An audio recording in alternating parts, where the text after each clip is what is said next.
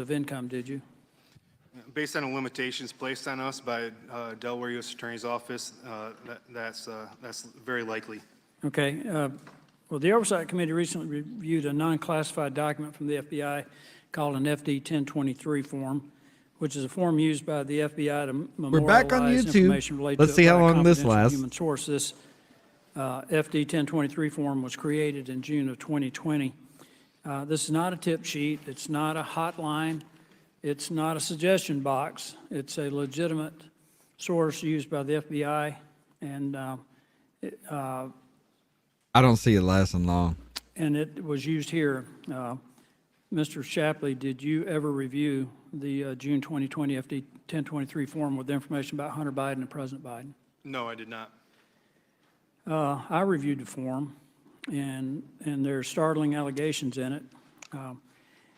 What would you have done if presented with this piece of evidence regarding this potential stream of income? Would that have constituted an additional area of investigation? So,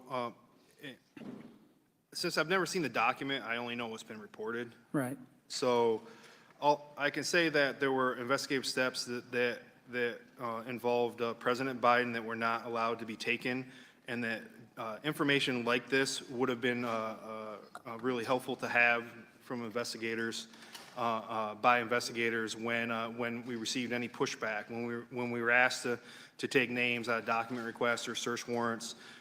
It would have been nice to have information that showed why, that helped prove why those names needed to be in those requests.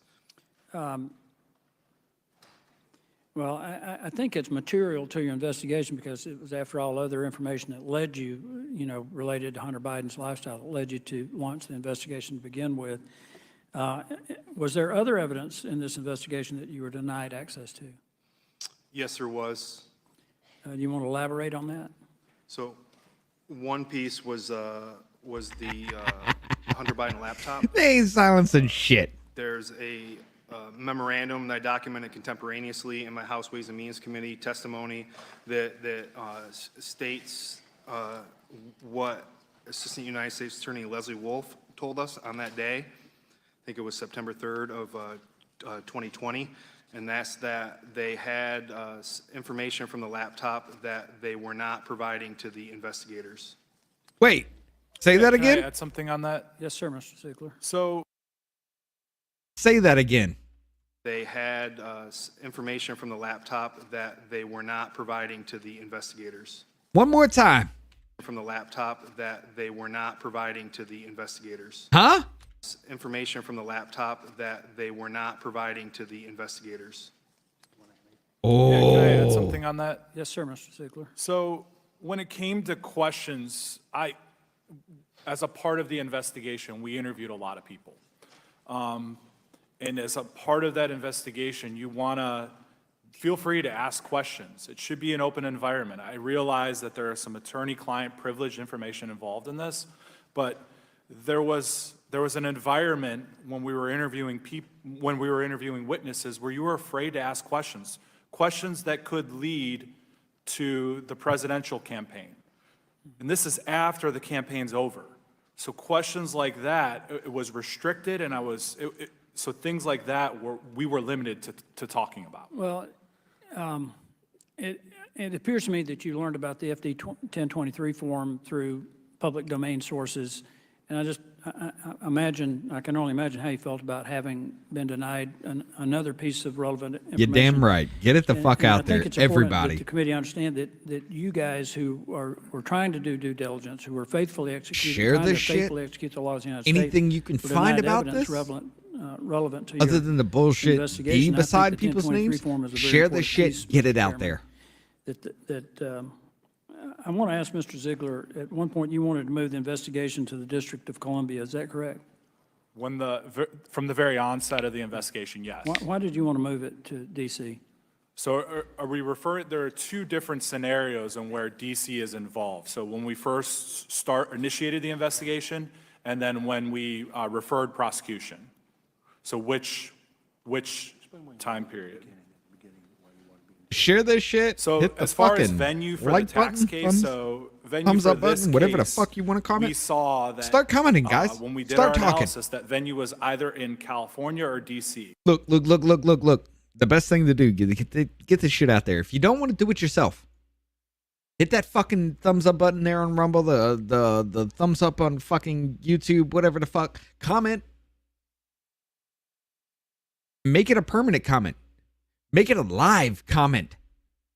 The more you interact with streams like this, the more this will be pushed, especially on the Rumble algorithm. Get this information out there, because all you're going to see is them talking about racism and how Donald Trump is a bad man because he's orange, instead of the real information coming out from this. How Joe Biden committed fucking treason against this country, making money hand over fucking fist. And to cover it all up, ran for the president of the United States, gave $200 billion to Ukraine, where most of this shit started from. 30% of that reached the fucking front lines. I will never stop saying this. 30% reached the fucking front lines.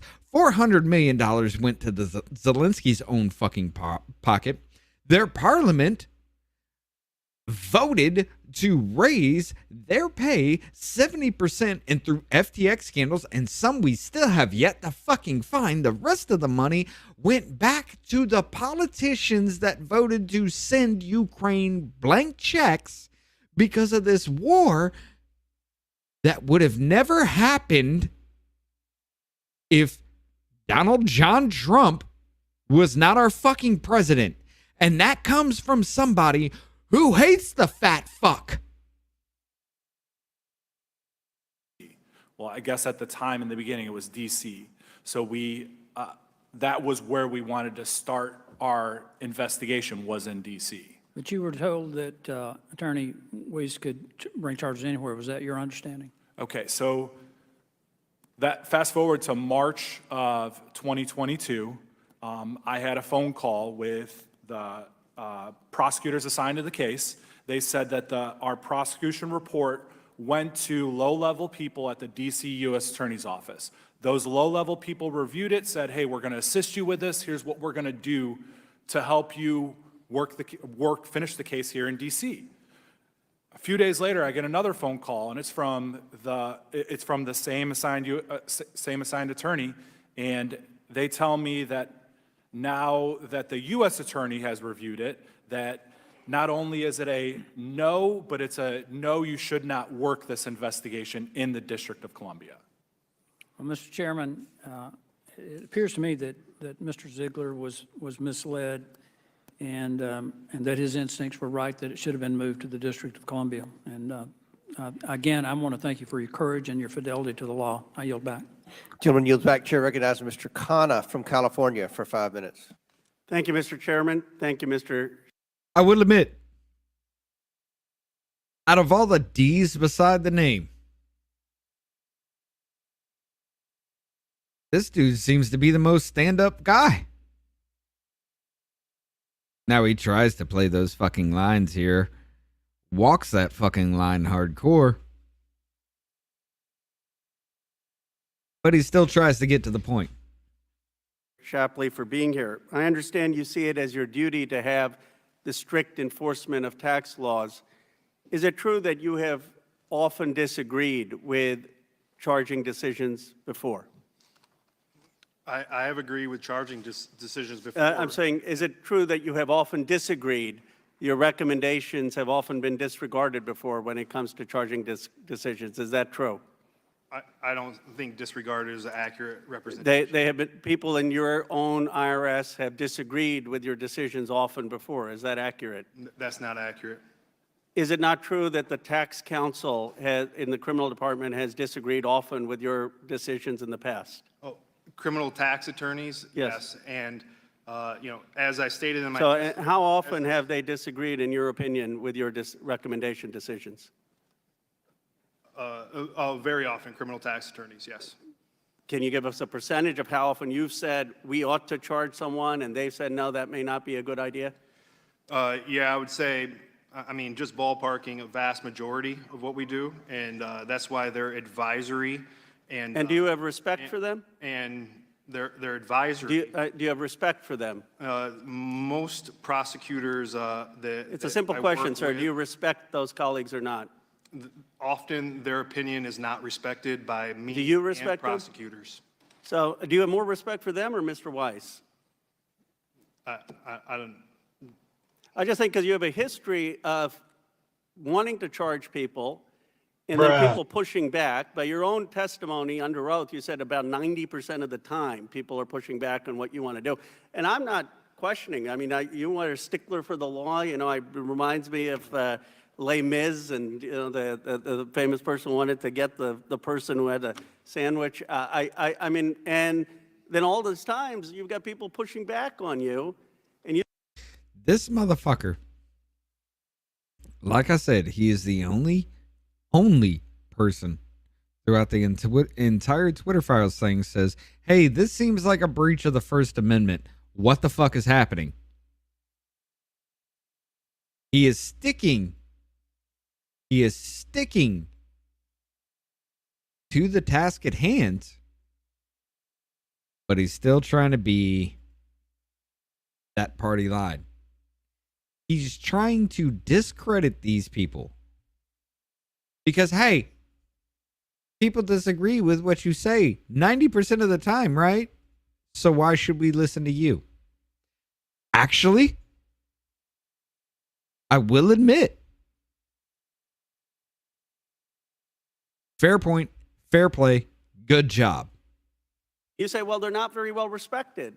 yeah, well, I mean, do you respect Mr. Weiss? so the criminal tax attorneys, you know, I've never had a case that they declined, that they did not concur with, that we didn't ignore their request and move forward with the, whether. But at 90%, they have disagreed with you, correct? By your own testimony.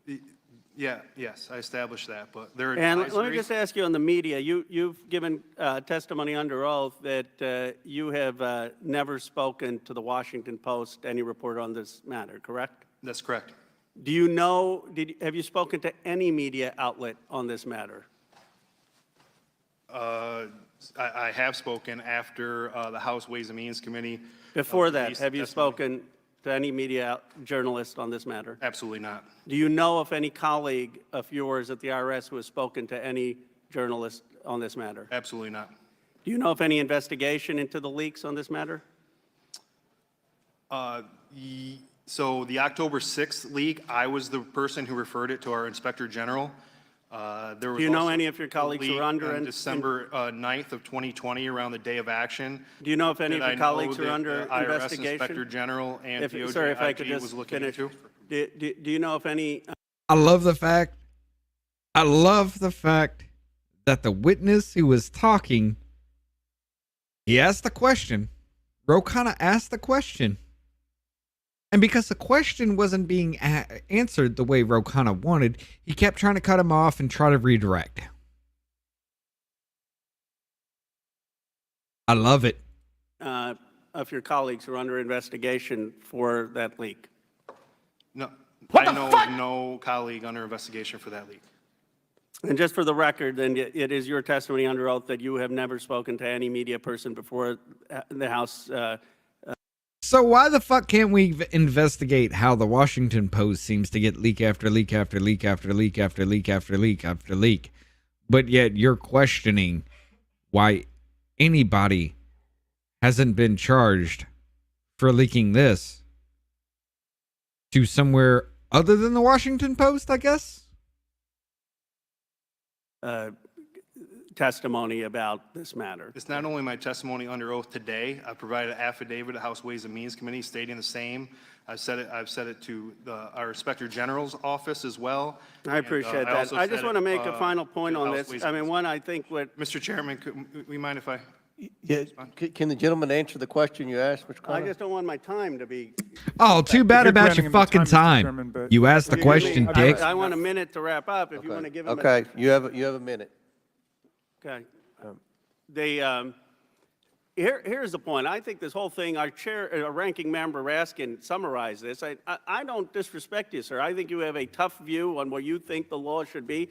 And But this you're is trying to why we have a disrespect him by cutting him off. prosecutorial system where you don't get to decide, I don't get to decide. We have a whole system, and it turns out You're that looking for often your certain recommendations on information who that should be he's charged differ not giving from up. some of the other folks, and that's what's happened in this case. And you cut him as off. your testimony here, you yourself said, Just as I am doing to you, think Mr. because White go should fuck come and yourself. explain his decision. You don't question him. You are actually the and I best think on the one of them all, optics but go issue that fuck some of yourself. my colleagues have brought up. I mean, obviously, Attorney General Barr is going to be concerned with the optics when you have a Donald Trump appointed U.S. attorney potentially bringing charges against his rival's son. That's a legitimate thing to do. So I guess my view here is we're spending hours on a disagreement about whether to charge someone. We have a whole democratic process that does that. You don't get to my final question, Mr. Shapley, do you think you should decide who gets charged, or do you think that should be the charging officer? Each time you say this is the disagreement, you can say it multiple times, it doesn't make it true. We've testified under oath here about the prosecutors agreeing with charging felony charges on multiple occasions. And, just to say this is a disagreement would be a misrepresentation. My last question, though, who do you think do you think you should have that final decision, or a prosecutor should have the final decision? No, I am a special agent for IRS criminal investigation. I do not make the final decision on whether to charge or not. Everybody knows you never go full retard. Chairman, may I have a second? So, Yes. in terms of our criminal tax. Point of order, Mr. Chairman, just, are we instituting a new rule in the committee? Because I've Well, never seen this happen before. Okay. I So- didn't know if it was to answer, are you finished? Someone else Kind of- can follow okay. up. I've All right, seen someone okay. could say. Yeah, give them the You're extra time. correct, rules. Yep. Gentleman's time's expired. Chair now recognizes Ms. Green for 5 minutes. Thank you, Mr. Chairman. Before we There have already been hit pieces created in the news media for this section alone. Ladies and gentlemen, you make your own decision on this shit. Now, the media says she showed pornography. Let me ask you a question. How many times on even cable news have you seen naked people, even if it's blurred out? How many times have you seen sexual acts on TV, as long as you don't see body parts? How many times have you seen that happen? Now let's see what Marjorie Taylor Greene brings to the table. And yes, I don't like this bitch. And I'll tell you why. She does have more balls than most of the members of the GOP, most of the Republican Party. Literally has shrunken fucking testicles next to her. Why I don't like her? Well, it's the same thing that I've argued over and over and over again, especially with, Ashley and Gothics and people like this. There is a difference between the way men and women can fight. Women have to be more tactical. They have to be more classy. Men, we can throw that shit just with the best of them and get down and dirty. It doesn't matter. We're supposed to be that way. When a woman throws piles of shit at their enemy, well, you end up looking like AOC every time she opens her horse mouth. Or you end up looking like Candace Owens going after Steven Crowder. You end up looking like a cunt, you fucking are. This is why I don't like Marjorie Taylor Greene. And it is, you can call it sexist if you want to. You can call it whatever. But this is why I don't like her. Simply because you can take this in a more tactful way. And being a woman, you need to. begin, I would like to let the committee and everyone watching at home that parental discretion is advised. I would also like She to remind gives that. everyone that on our oversight committee, we provide oversight into all parts of the federal government, including their Department of Justice and their willingness to prosecute and their unwillingness to prosecute, and whether it's politically motivated. I would also like to say that when evidence and proof of a crime is presented, no prosecution should be denied, no matter who the person is. To the whistleblowers today, I thank both of you for your courage to come to the committee today and your commitment to truth. I have great respect for it, so thank you. I would like to talk with you both about Hunter Biden and his tax write-offs with his law firm, Owasco. I would like to ask Mr. Ziegler, when did you start your investigation? In your testimony, it was November 2018. Is that correct? Yes or no? Yes, that's correct. Thank you. During your testimony with the House Ways and Means Committee, you stated that through bank records, you identified Hunter Biden was paying prostitutes related to a potential prostitution ring. Is that correct? Yes or no? Yes, that's correct. I've also reviewed those same bank reports, commonly referred to as SARS, Suspicious Activity Reports, and I'm very troubled by them. We read thousands of them in the Treasury. This particular JP Morgan Chase Bank is filing this suspicious activity report, which originated from an external referral transactions involving non-JP Morgan Chase Bank accounts held by a politically exposed person who remitted funds from various JP Morgan and non-JP Morgan customers. Some of the recipients has ties to the adult industry, while others were unknown or were listed in prior suspicious activity report filings related to human trafficking. Additionally, the source of funds of the transaction is unknown and inconsistent with the known line of business. The activity was transacted by non-JP Morgan customers Robert Hunter Biden and his law firm Owasco PC. Activity being reported totals $149,843 rounded up between the dates of 10/24/2016 and 5/10/2019. excerpt from a SARS report talks about human trafficking and in regards to Hunter Biden and Owasco and payments he was making. What's even more troubling to me is that the Department of Justice has brought no charges against Hunter Biden that will vindicate the rights of these women who are clearly victims under the law. I would like to talk about in your prior testimony, you stated that the prosecutorial team was investigating violations of the Mann Act. Is that correct, Mr. Ziegler? That is correct. Regarding the Mann Act, if a person is transported across state lines for sexual activity, such as prostitution, that could be a violation of a federal law. Is that correct? I actually recently looked at the federal law regarding Mann Act, and I believe that that is correct, but I would refer you to the DOJ manual. Thank It is correct. I looked it up. This is correct. you. I would like to present this to the committee. This is showing Hunter Biden paying for a victim's United flight from LA to Dulles. This was I believe this is a violation of the Mann Act. This is Hunter Biden's, this is his proof that he bought the ticket. He bought it for this woman right here.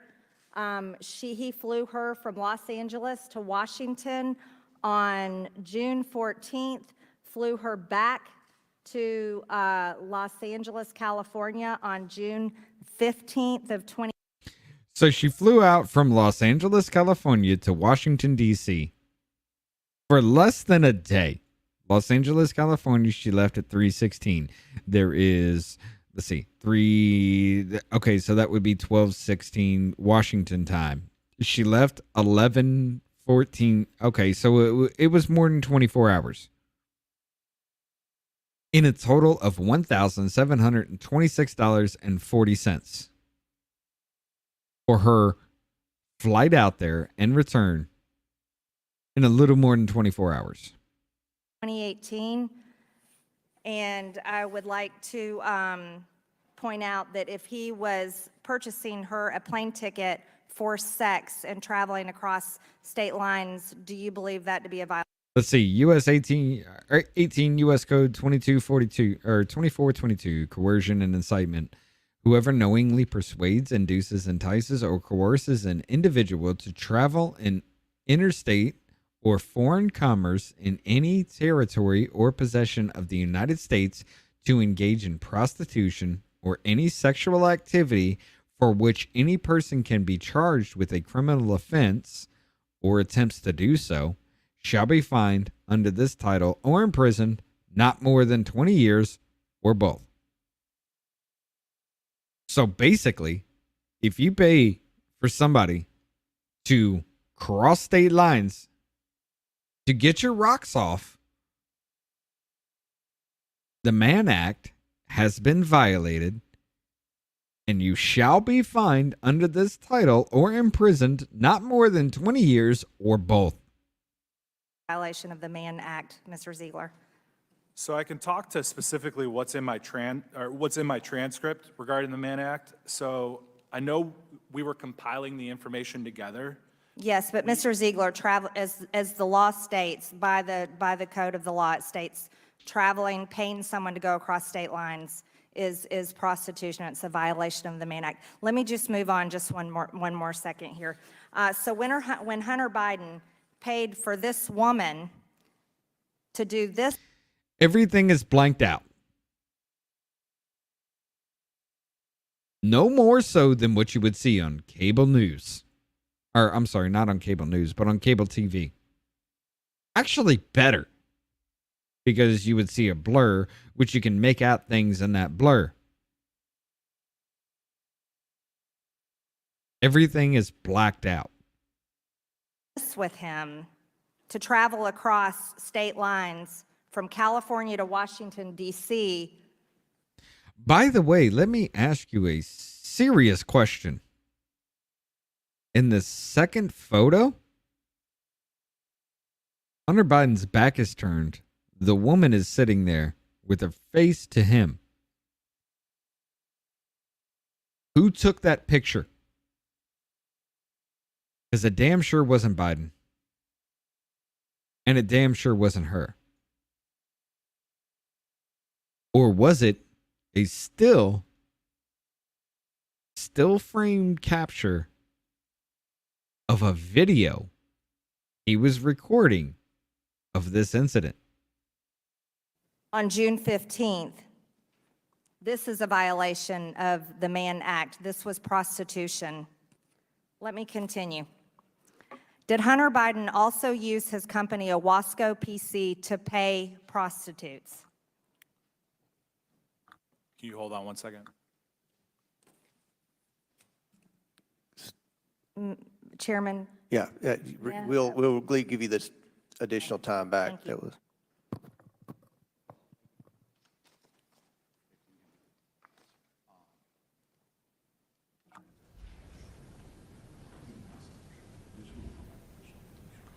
So regarding Mann Act violations, what we can do is, given by the statute, we can turn those over to the House Ways and Means Committee, and then we can they can decide to vote to turn them over to you regarding Mann Act.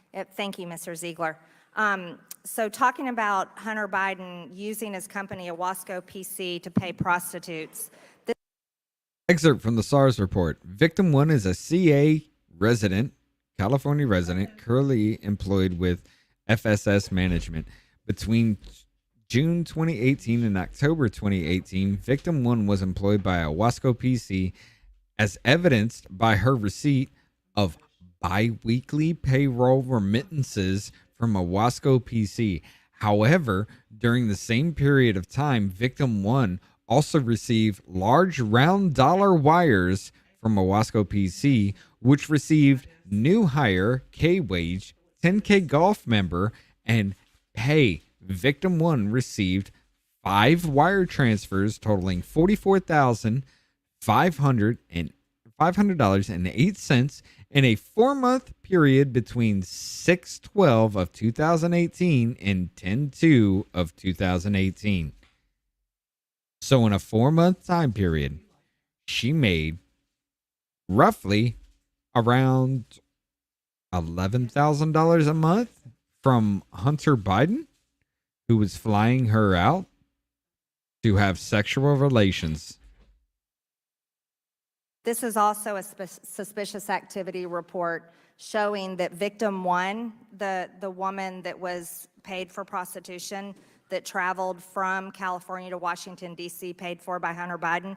This is an excerpt from a SARS report that we've read in the Treasury, and I think you all have looked at these too, showing that victim one was supposedly an employee of Owasco. But I would like to point out. Now, why would a prostitute be an employee of Hunter Biden? This is not really what most paralegals do for law firms. And it's very serious that Hunter Biden was paying this woman through his law firm and then writing it off as business tax exemptions. Most people write off, write off things for their taxes through their businesses, like a meal or say office supplies. But can you confirm for me that Hunter Biden had written off payments to prostitutes through his law firm, Owasco? I appreciate the question given by the statute. I'm limited in my testimony today, and I respectfully would need to turn those records over to the House Ways and Means Committee. Okay. So, to recap, Hunter Biden, to make tax exemptions on his law firm company, Hunter Biden put prostitutes on the payroll for a few months, paid them, including this one, about $11,000 a month to have sex with them. And then when he was done, by company law or whatever the hell you want to call it, fired the prostitutes and claimed tax exemption for them.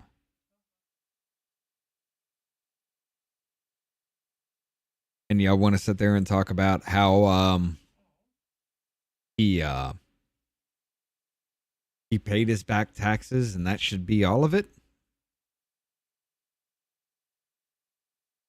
The fuck is wrong with you? Thank you, Mr. Ziegler. One last question. You referred to one of the assistants as West Coast assistant.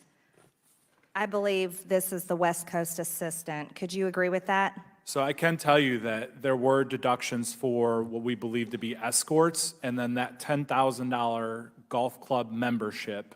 Yes, that was not a golf club membership. That was for a sex club payment. That was for a sex club payment.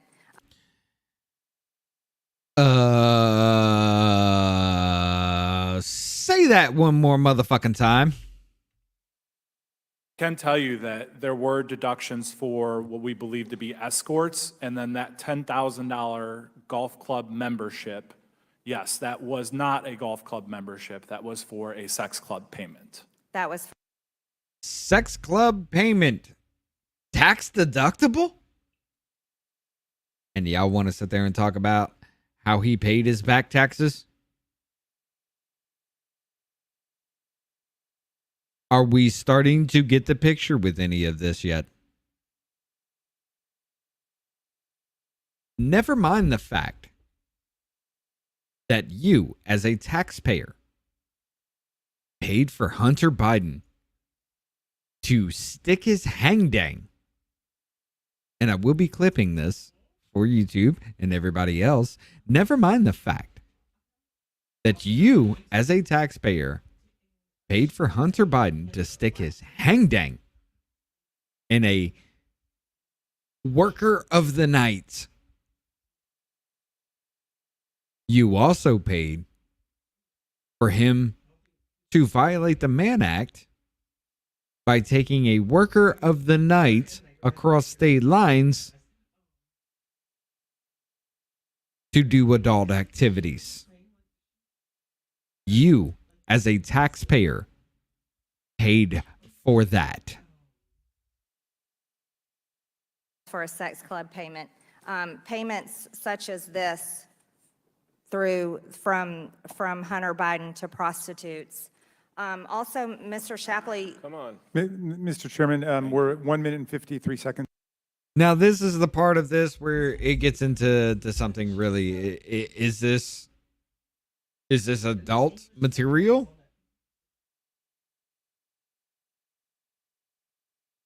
This is where I get into it. This is where I have a problem with Marjorie Taylor Greene. You can do this more tactfully than these images.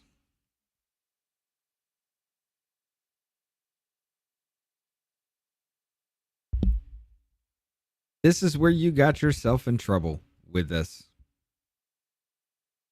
Why? Just why? For the shock and awe, I get it. If a man were to do this, not a damn thing ever would have been said. But because you got a bonus hole between your legs, this is why you were under attack from the media.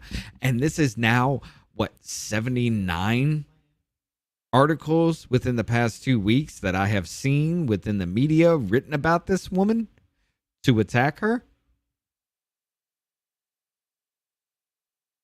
This is why you were under fire, Marjorie Taylor Greene. Because you were trying to fight like a man. Yes, you have more balls than anybody else in the Republican Party. But this is why the media paints you as a far-right extremist. Because you were fighting. Now, if anybody else were to do this, if any man with a hangdang between his legs, even Rachel fucking Levine with a hangdang between their legs, were to do this, nothing would ever be said. It's over. As long as Ms. Ocasio-Cortez can get equal time, she can keep going. I will let Ms. Green wrap up 5 seconds, and then I'll give Mr. Mafume additional time. thank you, Mr. Chairman. Mr. Shapley, you started an investigation into Hunter Biden, codename Sportsman, which opened in November of 2018. It was an offshoot of an investigation the IRS was conducting into a foreign-based amateur online pornography platform.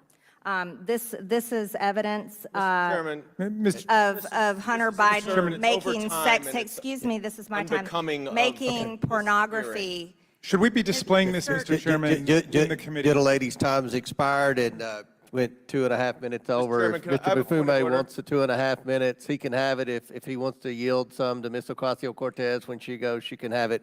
We'll make it right, 2.5 minutes. You all have an extra 2.5 minutes. Chair recognizes Mr. Mafume for 5 minutes. Again, had any man done the same thing, nobody would have given a damn. But because she's got what people would call a bonus hole, it's a problem. Now, we're going to get into another D beside the name motherfucker. Get ready for another news media clip, ladies and gentlemen. Here we fucking go. Point of order, Mr. Chairman. State your point. My understanding is that this committee was provided the suspicious activity reports on the condition that it not publicize them for the reason that they are not actually even allegations, much less evidence of anything. And my colleague from Georgia has now just revealed it publicly. Everybody knows is you a never good go full point. retard. However, that suspicious activity report has been public for years. That suspicious activity report was on the internet long before I became chairman of this committee. So that particular suspicious activity report has already been publicized. Thank you for that clarification. She had said it was part of the thousands she reviewed, but I appreciate the clarification. Public and able, that we all reviewed in the Chair- Treasury. Chair's reclaim time. Chair recognizes Mr. Bafume for 5 minutes, and if you want more time, we'll work with you. Well, thank you very much, Mr. Chair. I am going to claim my 5 minutes and yield the 2.5 additional minutes that you have given me to my colleague from New York, Ms. Ocasio-Cortez. I'm glad somebody brought up the word suspicious activity, because that's just what's taking place in this room. Make no mistake about it. And I Y'all want to ready for this congratulate dumb my shit? colleagues from across the aisle for gathering us here today, almost distracting us from the biggest Sound bites will be investigation used. that is What's going up, Freedom on right Spider? now in our country and in our nation's history, involving the former president and the front runner for the Republican nomination, who is currently facing a 37-count indictment this week. And maybe 2 weeks from now, more, and maybe 2 weeks from then, more. But we're spending our time talking about Hunter Biden, someone who has already pleaded guilty to not filing his taxes, having a gun charge, and now I hear also paying for prostitution. But let's just remember that there was a case in New York not too long ago where our former president also got into trouble regarding payments and regarding a stripper, and was found. I love this shit. I love this shit. Mr. Mefumi, whatever the fuck your name is, I question your legality in this country. But I love this because he's talking about the Stormy Daniels thing. And then he goes off into the E. Jean Carroll thing. Okay? Stormy Daniels actually admitted multiple times that the scandal never happened. But yet the news media ran it constantly. In the E. Jean Carroll case, you know, where Trump supposedly violated a woman, Judge Kaplan interfered in the case several times on behalf of E. Jean Carroll, telling the defense attorney, Joe Tacopina, to move on. You cannot make your point. Not only that, juror number 77, they tried to remove because he listened to what equates to about 15 minutes of Tim Pool on nothing about the case, and somehow he's a far-right extremist because he listened to somebody. You heard that right. Judge Kaplan told the defense attorney, you cannot make your case, move on, several times. And they tried to remove a juror simply for not listening to the mainstream media. Which, by the way, juror number 77 went on to go ahead and find Trump liable of defamation. You can't make this shit up if you fucking tried. Found guilty of a violation in civil court. Now, there seems to be a lot of hemming and hawing about special treatments. When the president, just a couple of days ago, tried to delay his federal documents trial. You don't understand how close you are, Freedom. Judge Aileen Cannon, whom he appointed to somehow or another consider the fact that he was a candidate, and therefore maybe his trial should be put off until after the election. That seems to me like special treatment if I've never heard of it before. But I'm grateful that my colleagues on the other side of the aisle are taking. Because Trump wants to put off these cases until after the election. It's special fucking treatment. Yet Hunter Biden, Joe Biden's son, for damn near a decade,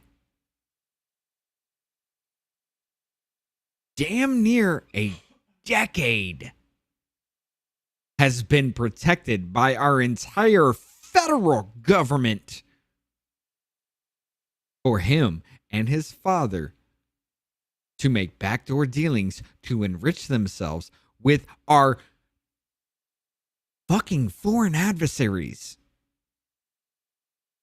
who is taking prostitution and other illegal means as a write-off on his taxes.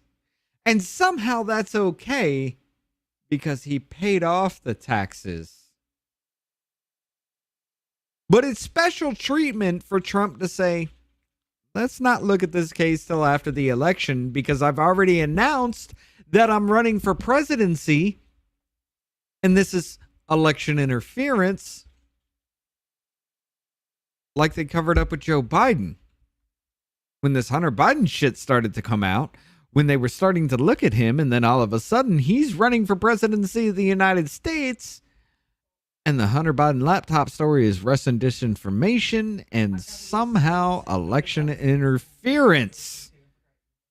But yet this is somehow special fucking treatment for Orange Man.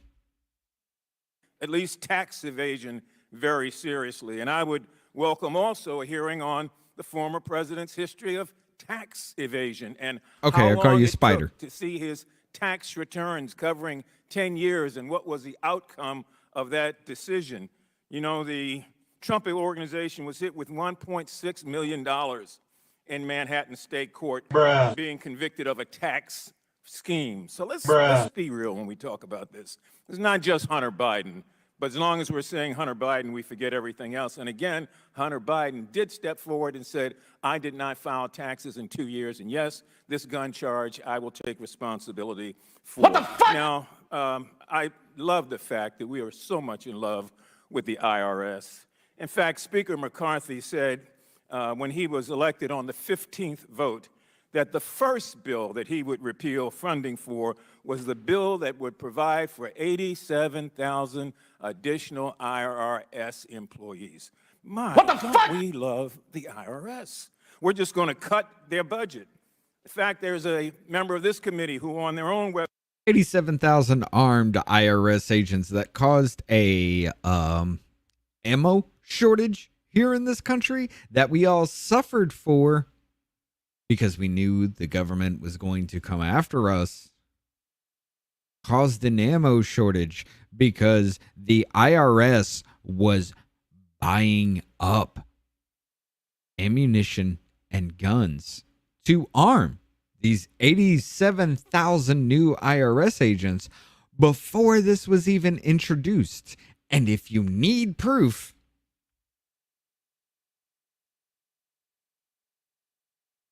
we'll take it to this. Yes, the Internal Revenue Service did buy nearly 700,000 in ammunition in early 2022. Verify viewer Ian asked the IRS if IRS bought $700,000 in ammunition earlier this year. It's true. It's for armed agents who can carry weapons and ammunition. Those 87,000 that a few months after this were announced. Stop playing fucking games.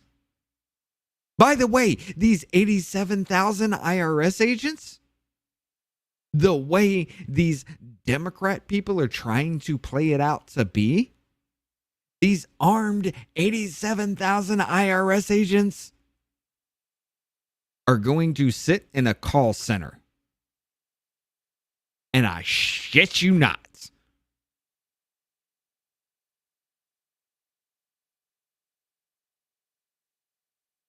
website said that they are proud to have voted to strip away the plan to empower the IRS with additional funding. So I'm going to get back to those two. I love words the again fact that about YouTube's keeping it still real, and I fucking think with we me really over have to here. do that. I just think, Mr. Shapley, two quick things. Did A small Hunter little Biden 552 in any way sub in your channel, and they're knowledge- still fucking with me. Not Hunter, but did any of his children receive money, yes or no? I think Special Agent Ziegler would be better to. Yes or no? Special Agent Ziegler would be better. Either one, yes or no? Congressman, thank you for your question. Given by the statute, I am limited in my testimony that Okay, I can give here today, but we can turn over any of the records that relate to the adult children. Yes, we'd like to House see Ways those. and Means Committee. We'd like to see those. Really, I would, since we are so concerned about tax evasion, and we've got people at the highest levels of government doing it, and we don't want to talk about that at all. Now, here's what galls me. I don't like these attacks on the Department of Justice, the FBI, the IRS, as if they are somehow anti-U.S. agencies. Anti-U.S. agencies who have, under a single president, has violated every single one of the first 10 amendments of the United States Constitution, known as the Bill of Rights. And don't get it twisted, there are motherfuckers out there that don't understand the Bill of Rights is the first 10 amendments of the United States Constitution. They think it's a separate entity altogether. This president has violated all fucking 10, and he doesn't like the fact that people are calling this shit out. Those agencies keep this democracy in check. It keeps them afloat.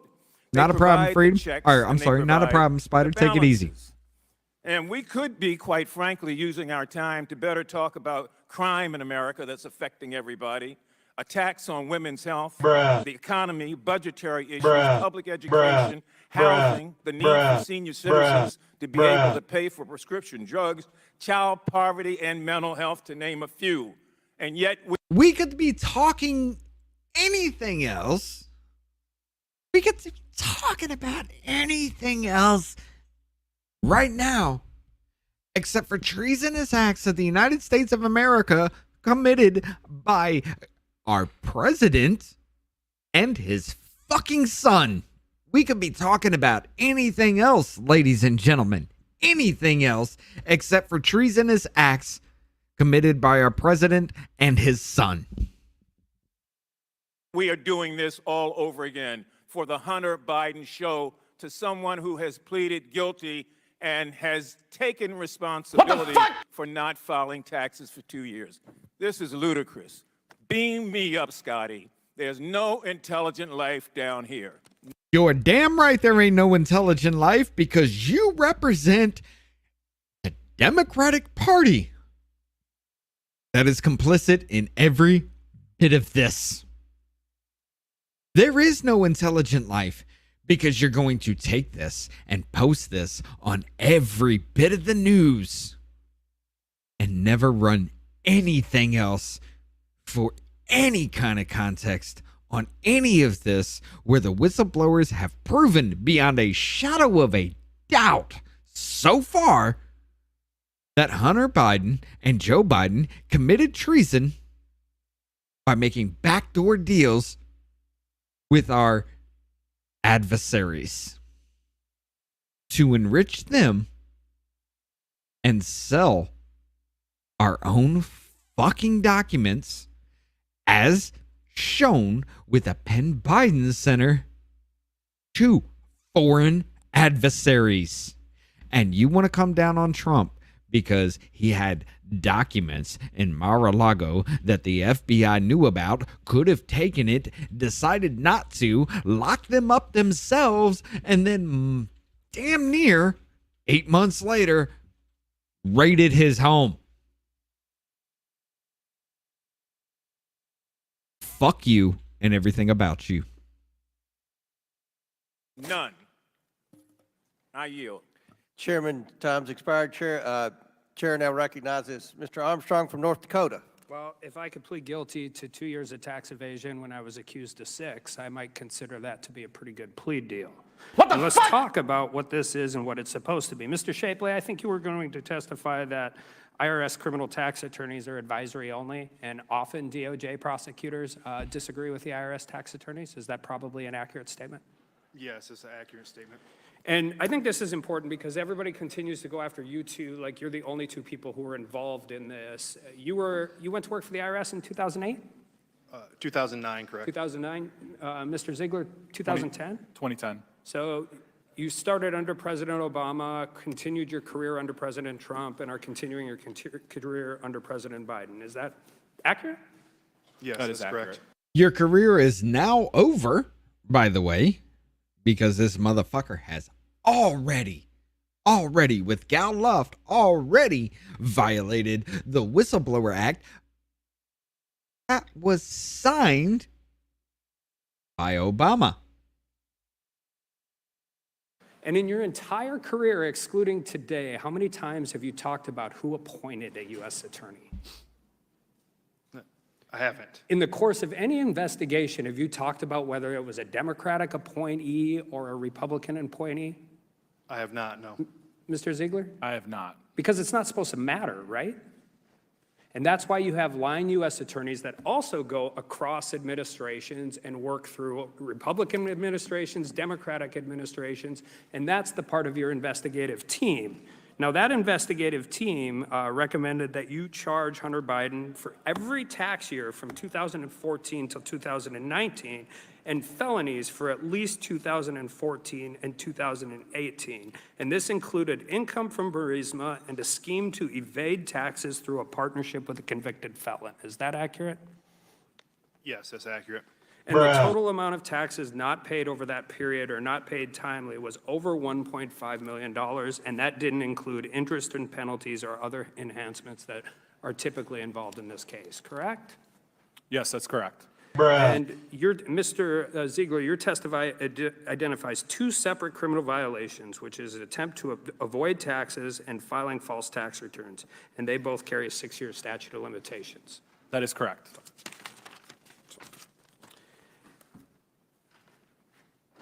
And Mr. Shapley, you stated that the purposeful exclusion of the 2014 and 2015 tax years sanitized the most substantial criminal conduct and concealed material facts. Can you expound on that a little bit?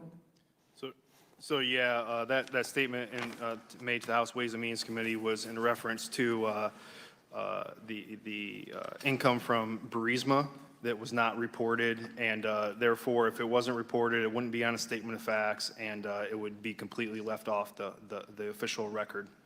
And as far as you're aware, that's not part of any plea deal, correct? I can't speak to the plea deal, but yeah, I don't believe so. I want to talk about something that is a little unique to this investigation. I want to take you back to December 7th and 8th of 2020. And you were planning your investigative team, right? This is the whole team, East Coast, all across the country. Numerous interviews are going to be conducted. And Hunter Biden was going to be the subject of one of those in LA, correct? That's correct. And this is unique because Joe Biden has won the election. We're walking into this, and there are some serious, if there's Secret Service protectees, I'm assuming you have to contact the Secret Service. You're not walking up with armed FBI agents to a Secret Service protectee. Yes, we had a plan on how to approach Hunter Biden that day. Could you briefly explain that plan? So the FBI SSA and I were assigned with interviewing Hunter Biden that day. And the day previous, we went to the LA FBI field office and asked them to the special agent in charge to contact the Secret Service special agent in charge from the LA field office at 8 a.m. on the morning of December 8th and tell them that two agents were going to approach Hunter Biden as part of an official investigation. And the night before, all of that changed. And all of that changed because FBI headquarters and Secret Service headquarters coordinated, and that information had gotten out to everybody the night before. And we can talk about whether it's a highly political investigation and all of those different things, but there's another group of people that was made aware of that the night before, wasn't there? Yeah, that's correct. And that would be the transition team. That's correct. And the transition team is a political operation set up to help the president-elect vet cabinet employees, work on inauguration, do all of those things. Is that your understanding? Generally, yes. Do they have any special investigative powers I don't know about? Not that I would know of. In your entire history and working in history with the IRS, you ever worked with a transition team of a president to help set up an interview with a subject of a criminal investigation? I have not. Last question, did you ever get to interview Hunter Biden? We did not interview him. Thank you. Gentleman yields back. Chair now recognizes Ms. Ocasio-Cortez for 5 minutes plus the. Oh, yeah, here she is. Oh, yeah, the bitch. Horsemouth Beavis Nose over here. I want y'all to understand and watch and listen very closely. She is the sneakiest one of them all. The sneakiest one of them all, because through half her fucking time, she stays on point. She starts asking questions. She gets into it a little bit and then takes a hard left fucking turn. Listen to how this Beavis bitch fucking plays this shit out. By the way, she does control the horse teeth, and the crazy eyes don't come out, which is amazing. But let's go. 2.5 minutes that we went over. Thank you very much, Mr. Chairman. Good afternoon, Mr. Shapley and Mr. Ziegler. And I want to thank you both for appearing before us today. I understand that this is not easy. And it is very important that both of you are respected during the course of this hearing. Mr. Ziegler, in your deposition to the Ways and Means Committee, I believe you said that that you began this investigation in 2018, correct? That is correct. And so some of the events that you discuss in your deposition took place 2, 3, 4 years ago, correct? Over the last several years. Yeah, that would be correct. In your deposition in front of the Ways and Means Committee and in your testimony before us today, you have relayed your memory of events that occurred over the course of a nearly 5-year investigation. And Mr. Ziegler, when you testified before the Ways and Means Committee, you also testified that you were told that it was then Attorney General William Barr who made the decision to merge the DC and Delaware Hunter Biden investigations, correct? I did testify to that, correct. And a few weeks after that testimony, your attorney wrote in a letter to Congress, I quote, Mr. Ziegler is confident he was told by his supervisor that the merging of the cases was at the direction of an official at the Department of Justice. However, on further reflection, Mr. Ziegler cannot definitively state that his then supervisor said that the Department of Justice official directing the merger of the cases was Attorney General Barr, correct? That is correct, and I can tell you that I actually refreshed my memory from looking at my emails, and there was an email that I found from my supervisor at that time that stated what had happened. And I can turn that over to the House Ways and Means Committee at some point. And in that updated email, does it include Attorney General Barr or not? So I can't speak it to the need- contents of Okay. that email, but No problem. I think in light of the correction, and truly in good faith, these things happen all the time, right? The recollection of these investigations require an extraordinary amount of detail, and the charges of what is being brought forward today are extremely serious, which require a high threshold of evidence, including investigations and depositions. But I hope you'd agree that even the best memory can be fallible at times, and that is the widely understood reality in our justice system. Mr. Shapley, from your testimony today, I think you would agree that it is important that criminal investigations be conducted fairly and free from political influence. That's why we're here today, correct? Yes, that's correct. Now, as you stated, and as was kind of discussed with Mr. Khan and with others, there are often disagreements. It seems as though within some of the transcribed interviews that we read, it says, yes, about 90% of the time, there is this IRS reviewing attorneys disagree with the charging decisions of the agents in the group, correct? That was part of the testimony, not all of it. In some of your comments, you've also noted that you've made reference to a special counsel in this situation. But I believe what there might be a reference to here is the question of a special attorney, not a special counsel, correct? So if you're speaking about the October 7th, 2022 email that I documented contemporaneously on that day, that's why I documented it on that day, so that, 9 months later. I'm not trying to recall a specific word. And so it says special counsel authority. That's what he said that day. That's what a senior executive IRS corroborated when he responded to my emails. And I do think that that distinction is important because in this letter to Chairman Jordan, the issue at hand seems to be a special attorney, not a special counsel, which are two distinct, different legal authorities. And there also may be some confusion, I think, with respect to that as well. Which brings me to the point of political influence. Where there actually is a set of breadcrumbs, however, is in a set of tweets and letters sent from former President Trump to several chairs, to the chair of the House Judiciary Committee that we see here. In fact, according to And there it is, ladies and gentlemen. There it fucking is. And this is where it all breaks the fuck down. This Beavis nose, horse mouth, lying through her teeth motherfucker. By the way, this bitch was crying in front of an empty parking lot because of kids in cages. This fucking cunt thinks a migrant surge is equating to military insurgents. This fucking dumb bitch literally broke protocol during January 6th, 1 fucking hour or more before any gate, any barrier was breached, which is a different story in of itself because there are 50 federal informants, 50 plus federal informants that were found in the Proud Boys case alone to be inciting during January 6th. This bitch broke fucking protocol before anything happened, and sat there and tried to say a Capitol police officer who risked his life because there were pipe bombs at the DNC and RNC and they were supposed to evacuate the buildings.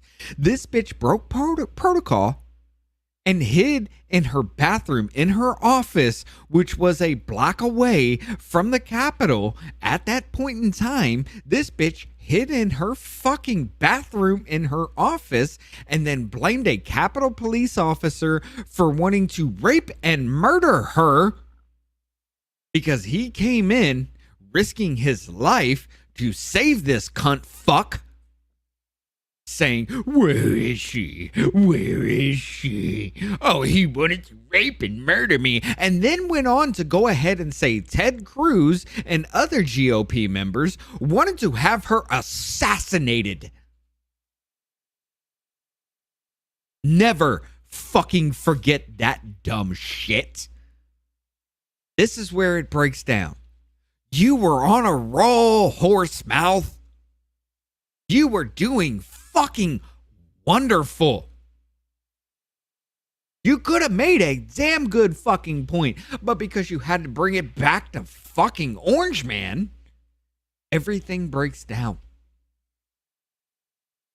New York Times article, which I'd like to present to the record today, President Trump's attorney wrote to the Judiciary Committee chairman, urging him to investigate what he called, quote, a rogue local district attorney. And after that New York DA convened a grand jury that ultimately indicted Donald Trump, Chairman Jordan complied with that letter. Shortly after President Trump's attorney sent that letter to the committee, which is highly unusual, a very highly unusual act. And in fact, after that, on March 20th, Chairman Jordan, together with the Committee on House Administration, Chairman Brian Steele, as well as the chairman of this committee, wrote to District Attorney Bragg and then demanded a sweeping series of documents, including communications between the DA's office and the Department of Justice, also highly unusual. In fact, on his Truth Social account later on, Donald Trump claimed that the U.S. attorney investigating Hunter Biden, a U.S. attorney, by the way, that Donald Trump appointed, was, quote, a coward. And then in that, he then urged that maybe the presiding judge will have the courage and intellect to break up this, quote, cesspool of crime. Curiously, just a few days after this tweet, the chairman of the Ways and Means Committee, Jason Smith, sent a letter to U.S. Attorney David Weiss and Attorney General Merrick Garland, who are implicated in this hearing, explicitly asking them to place the whistleblower testimony from the committee's depositions into the court record, which were addressed during the chairman's opening statements, before Hunter Biden's plea hearing at the end of the month. And as you can see right here, Chairman Smith explicitly said, and I quote, entering this information into the formal record. Additionally, those two chairmen waived onto this hearing today. Highly unusual. Will the gentlelady yield? And one moment. And when we talk about political influence, we are not here today, unfortunately, because the facts have brought us here. We are here today because Donald Trump is exerting an influence campaign. What the fuck? In Congress when he is no longer president of the United States. In addition to that, everybody knows you never go full retard about charges that have been dismissed. And if we do want to follow the evidence, perhaps we should discuss Ivanka Trump's investigation who was close to being charged with felony fraud after Donald Trump's personal attorney provided political contributions to the local DA. Those charges were dismissed, and ultimately we saw that DA Vance, President Trump's attorney, provided over $50,000 in political contributions after the case was dismissed. So when we talk about political contributions, I would hope, if we are following the evidence, that we are willing, that this committee, if this committee is going to go there, that they be willing to open investigations into the dismissal of charges against Ivanka Trump.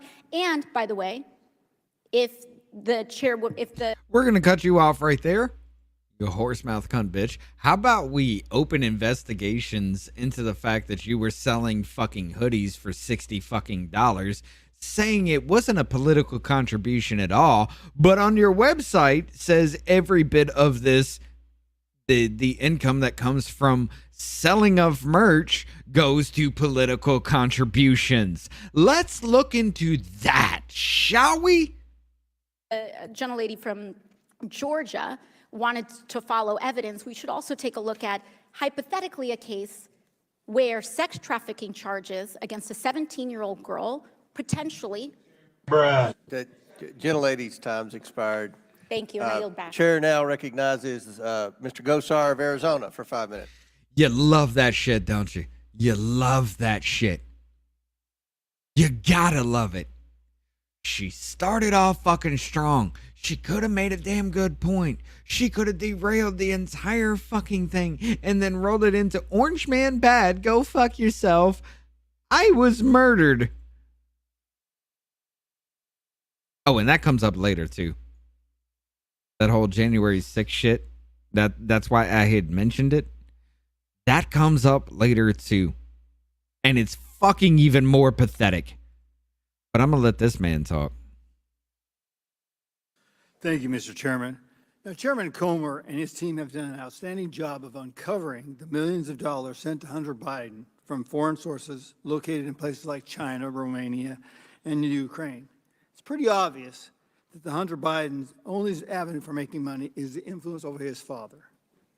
Now, the only thing missing is direct evidence that Joe Biden knew and participated in these bribery schemes. That is where you brave men have come in. Their investigative efforts have the potential to uncover direct evidence and have paid to play, and in some cases, it did. Yet they're very hindered from doing their jobs by the Department of Justice deep state. As Mr. Shapley put it, quote, at every stage, decisions were made to benefit the subject of this investigation, end of quote. That's Hunter Biden and, by extension, Joe Biden. Now, these men are not political people. They're hardworking agents. The last thing they want to do is speculate. So I'm going to stick to confirming the most egregious examples of the DOJ's prosecutorial misconduct, abuse, and favoritism detailed in their testimonies, and leave it up to the American people to draw their own conclusion.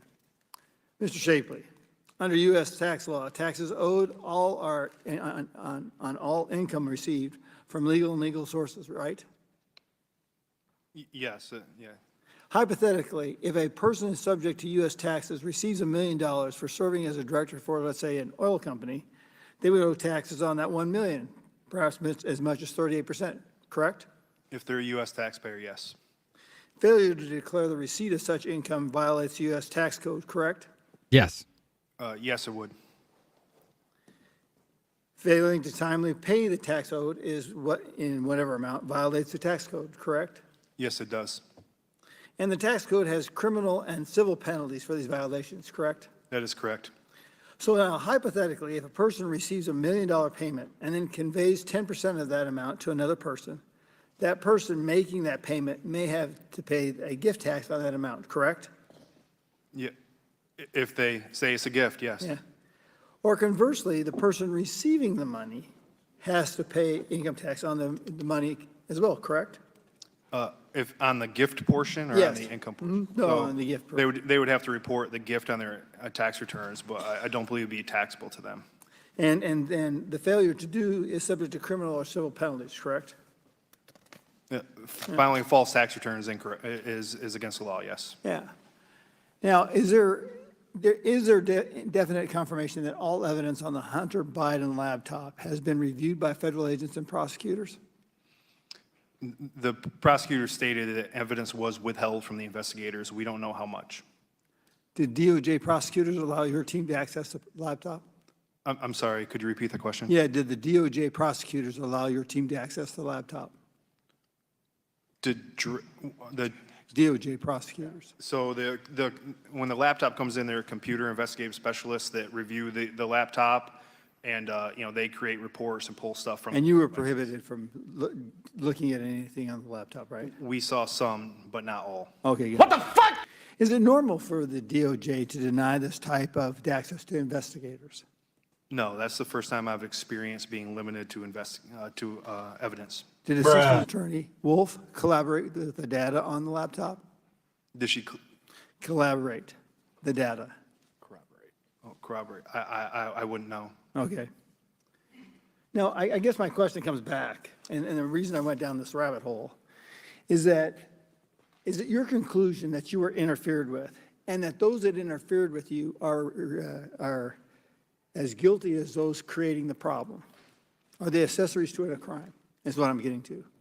Well, I would agree that there were investigative steps that were definitely obstructed by DOJ that I'd never seen in my 14 years, and just honestly just makes no sense. We wouldn't want to collect all of the evidence available. I can't opine on the second part of your question. Gotcha. Mr. Ziegler, did the DOJ prosecutors deny your request to look into the famous, quote, "I am sitting here with my father," text from Hunter Biden? Did they allow you to obtain location information to see where the text was sent from? So I know it was an issue that came up, whether we can get the location data, and I know that was a conversation that I would have had with the assigned prosecutors. I recall them saying to me that, how do we know that he's there? How do we know that that's true, the statement that's being made there? And then I said, well, we would get the location data. So as a part of my normal investigation, that's what I would do. And what I can tell you is I know I didn't do it. I don't know if the FBI ever ended up doing it. It was kind of like a let's wait or I need to think about it, I guess is the proper response. Gotcha. What the fuck? Time is up. I yield back. Gentleman's time's expired. Chair now recognizes Ms. Brown. It looks like your name. Ms. Brown. Oh, yeah, the bitch. Thank you, Mr. Chairman. The American people have lost track of your support. Now, before we get into this bitch, I want you all to understand. She prepared this speech well in advance. This wasn't written on the spot, nor came off the top of her brain, as evidenced by the fact that she stares at a piece of paper, as I have paused it right here, with this eat shit grin, like she thinks she's gonna own something, like she thinks she's going to do something right here. This dumb bitch brings racism into it. And I shit you fucking not. For 5 minutes. Thank you, Mr. Chairman. The American people have lost track of your supposed investigation of President Biden. Or is it an investigation of his son, who does not and has never worked at the White House, or another family member? We can't even follow which investigation we're discussing today. Is it the FBI, the IRS, XXX, or something new? Maybe it's because your Democratic colleagues keep trying to bring it back to Donald fucking Trump, and every other Republican nominee is our Republican, whatever the fuck they are. They're staying on point, but every single one of your Democratic colleagues bring it to the point of Orange Man fucking bad. Orange Man bad. Can you not follow? Or did you all coordinate this one at a time because you knew in which order every single one of you would do to bring it to a narrative of Orange Man bad racism? No, the American people are confused because we're all confused what we're doing here. Nothing this majority has claimed about the president or his family has merit. No wonder the folks back home are tuning out of this confused mess. My colleagues on the other side of the aisle have shredded all their credibility in this committee. They simply grasp at straws that do not exist. In this Congress so far, we've held more hearings on gas stoves than gun violence, and everybody knows you never go full kitchen table issues. Gas stoves, then violence, culture war issues, and kitchen table issues. Well, maybe if it wasn't for the horsemouth Beavis nose behind you that fucked up her entire segment, trying to say gas stoves make you stupid. And then everybody else is like, hey, they're coming for you gas stoves. No. Fact check, ladies and gentlemen. They're not doing that. And what was it? 2-3 months later, they're coming for your stoves. Culture war issues. You mean how the fact that you're trying to show child pornography to elementary students in our school system and everybody says no, but somehow every single motherfucker that defends you is trying to say those are good books? Are you trying to say culture war issues like The Sound of Freedom that has been downplayed in the media as a QAnon religious movie when all it does is highlight child trafficking and even goes so far as a known pedophile saying this movie is bad and you shouldn't watch it? Are these the culture war issues that you're talking about, you racist piece of shit? So let's talk about the real two-tier justice system, the one in which big corporations pollute the air we breathe and the big banks cause meltdowns with their negligence, and not one person is held criminally liable. Or could it be the big bank meltdown was because Joe Biden signed an executive order 14067 that puts us on a global digital currency that the U.S. has full control over, and if you don't play ball, you are a threat to U.S. interest.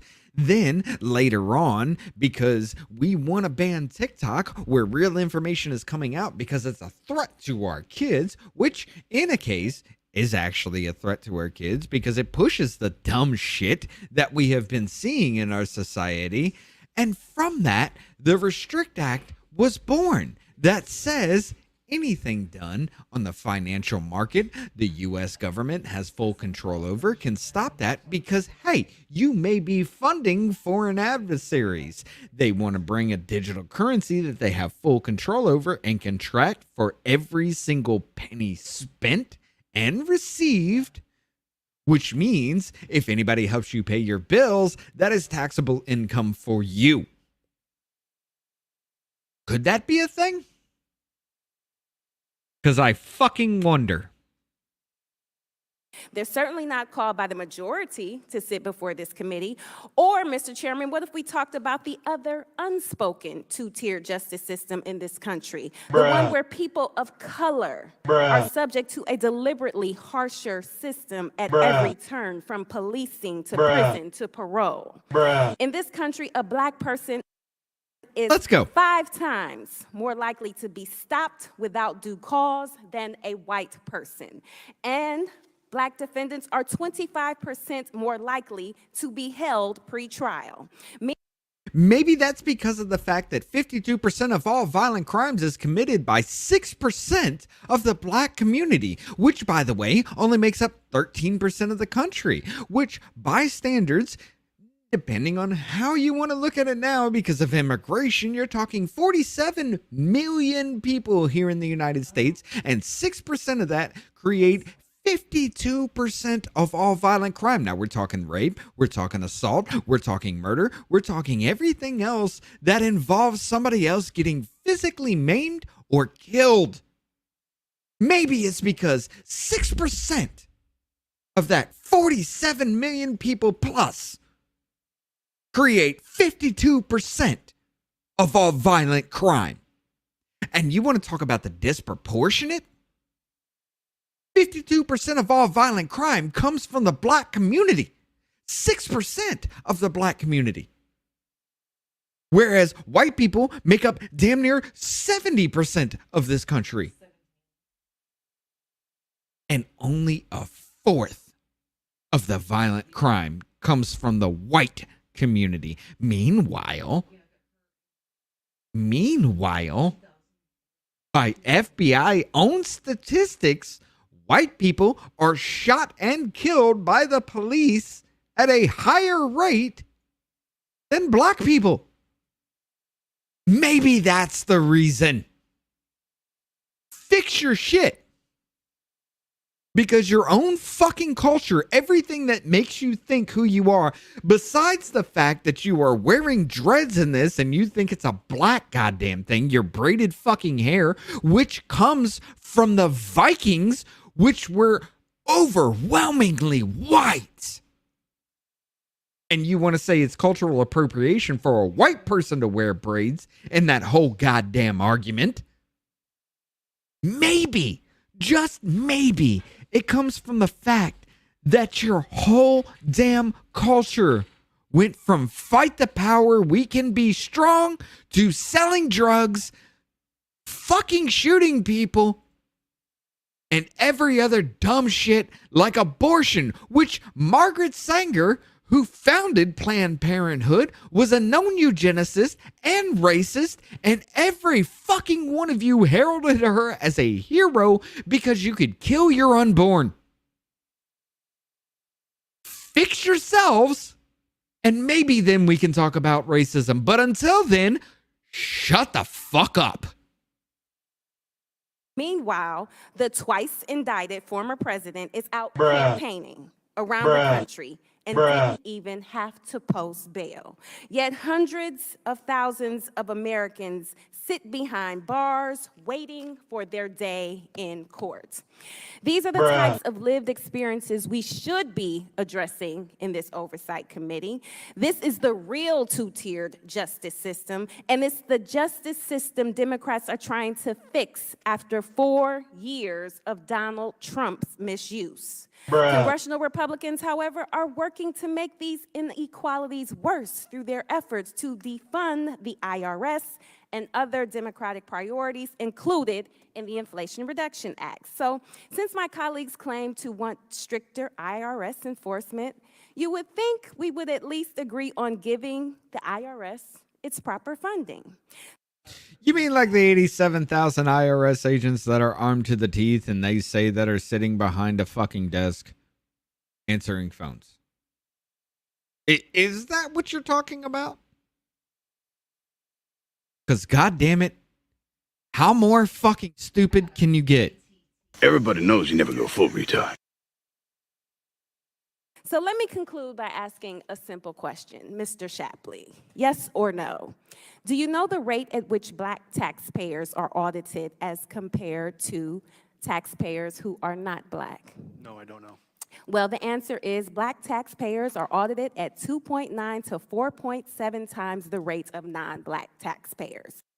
Maybe that's because, and including now that it's out in the fucking open, that there are illegal income for the Black community, because 6% of the Black community commits a fuck ton of crime, in which they don't pay taxes for all the theft, which, by the way, isn't it California that says we're not going to prosecute any crime involving a theft unless it's over $950 now? And these motherfuckers are out stealing TVs, they're out stealing shoes, they're out stealing clothes, but yet they're hungry. That's the reason behind it. They're hungry, they're starving, ladies and gentlemen. Wouldn't that argument make more fucking sense if they were stealing food? Because if they were out stealing food, we would get behind that. But you're saying because they're stealing TVs in which they must find a buyer for the TV, wait for that money to come in, and then go buy food? They would get more food. They would get more food by stealing the food.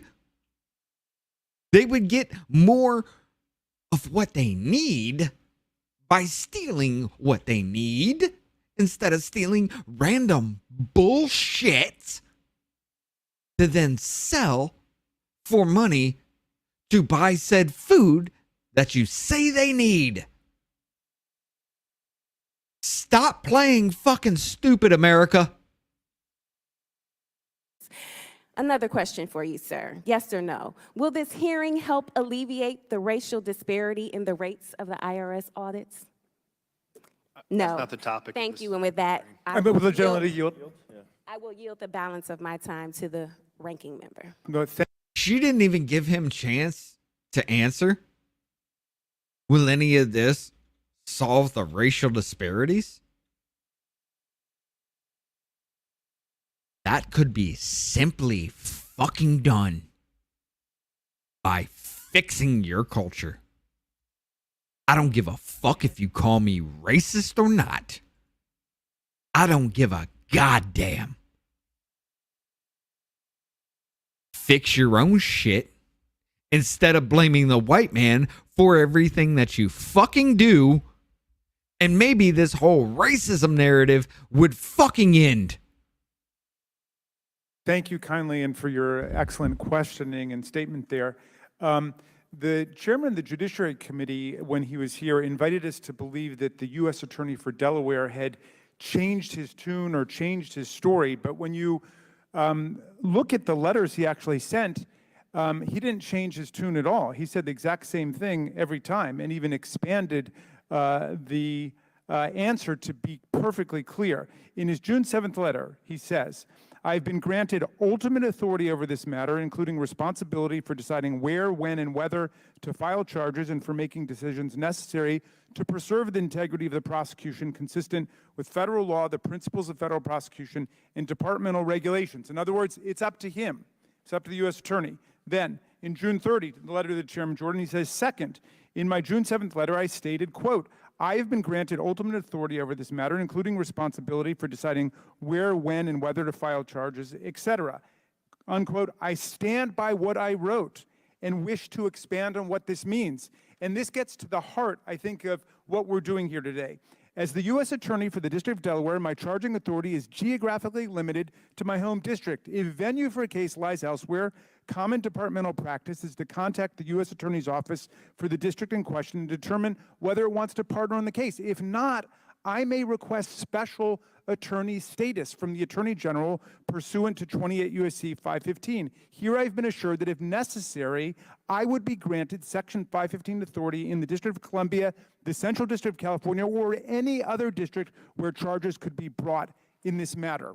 okay? And it is the difference, as Ms. Ocasio-Cortez was saying, between special counsel and special attorney, which might explain the confusion or the disagreement here. In any event, the U.S. Attorney for Delaware had all of the authority he needed to bring whatever charges he wanted, wherever he wanted, and he is the witness for that. Thank you, Mr. Chairman, and I'll yield back to the gentleman. I would like to be clear that he was.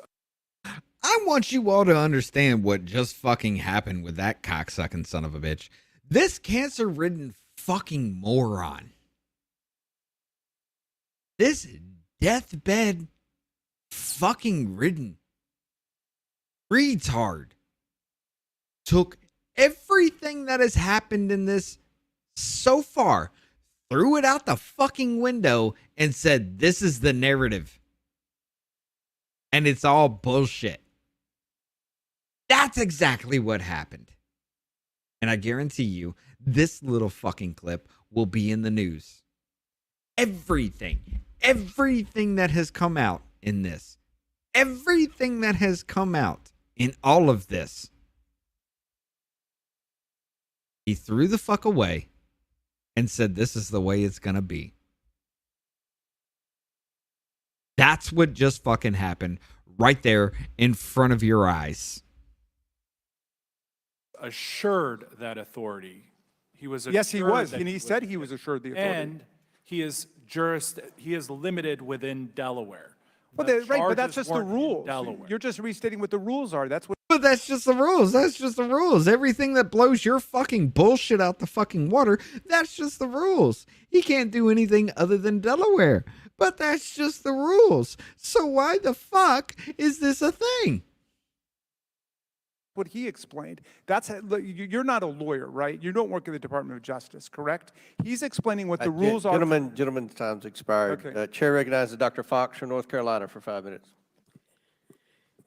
Thank you, Mr. Chairman, and Mr. Shapley, Mr. Ziegler, thank you for being here today.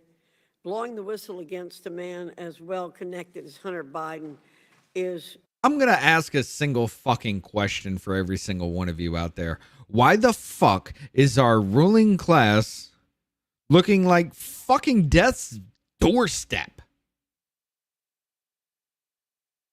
Why the fuck are these motherfuckers one blow the fuck away like that who was it? That fucking televangelist who tried to blow COVID away by blowing in people's fucking faces and say, I rebuke you, demon? Why the fuck does our ruling class, most of them, look like the fucking Grim Reaper is right there standing next to him? In this still shot right here, I swear I can see the Grim Reaper about to put his hand on this cunt's shoulders.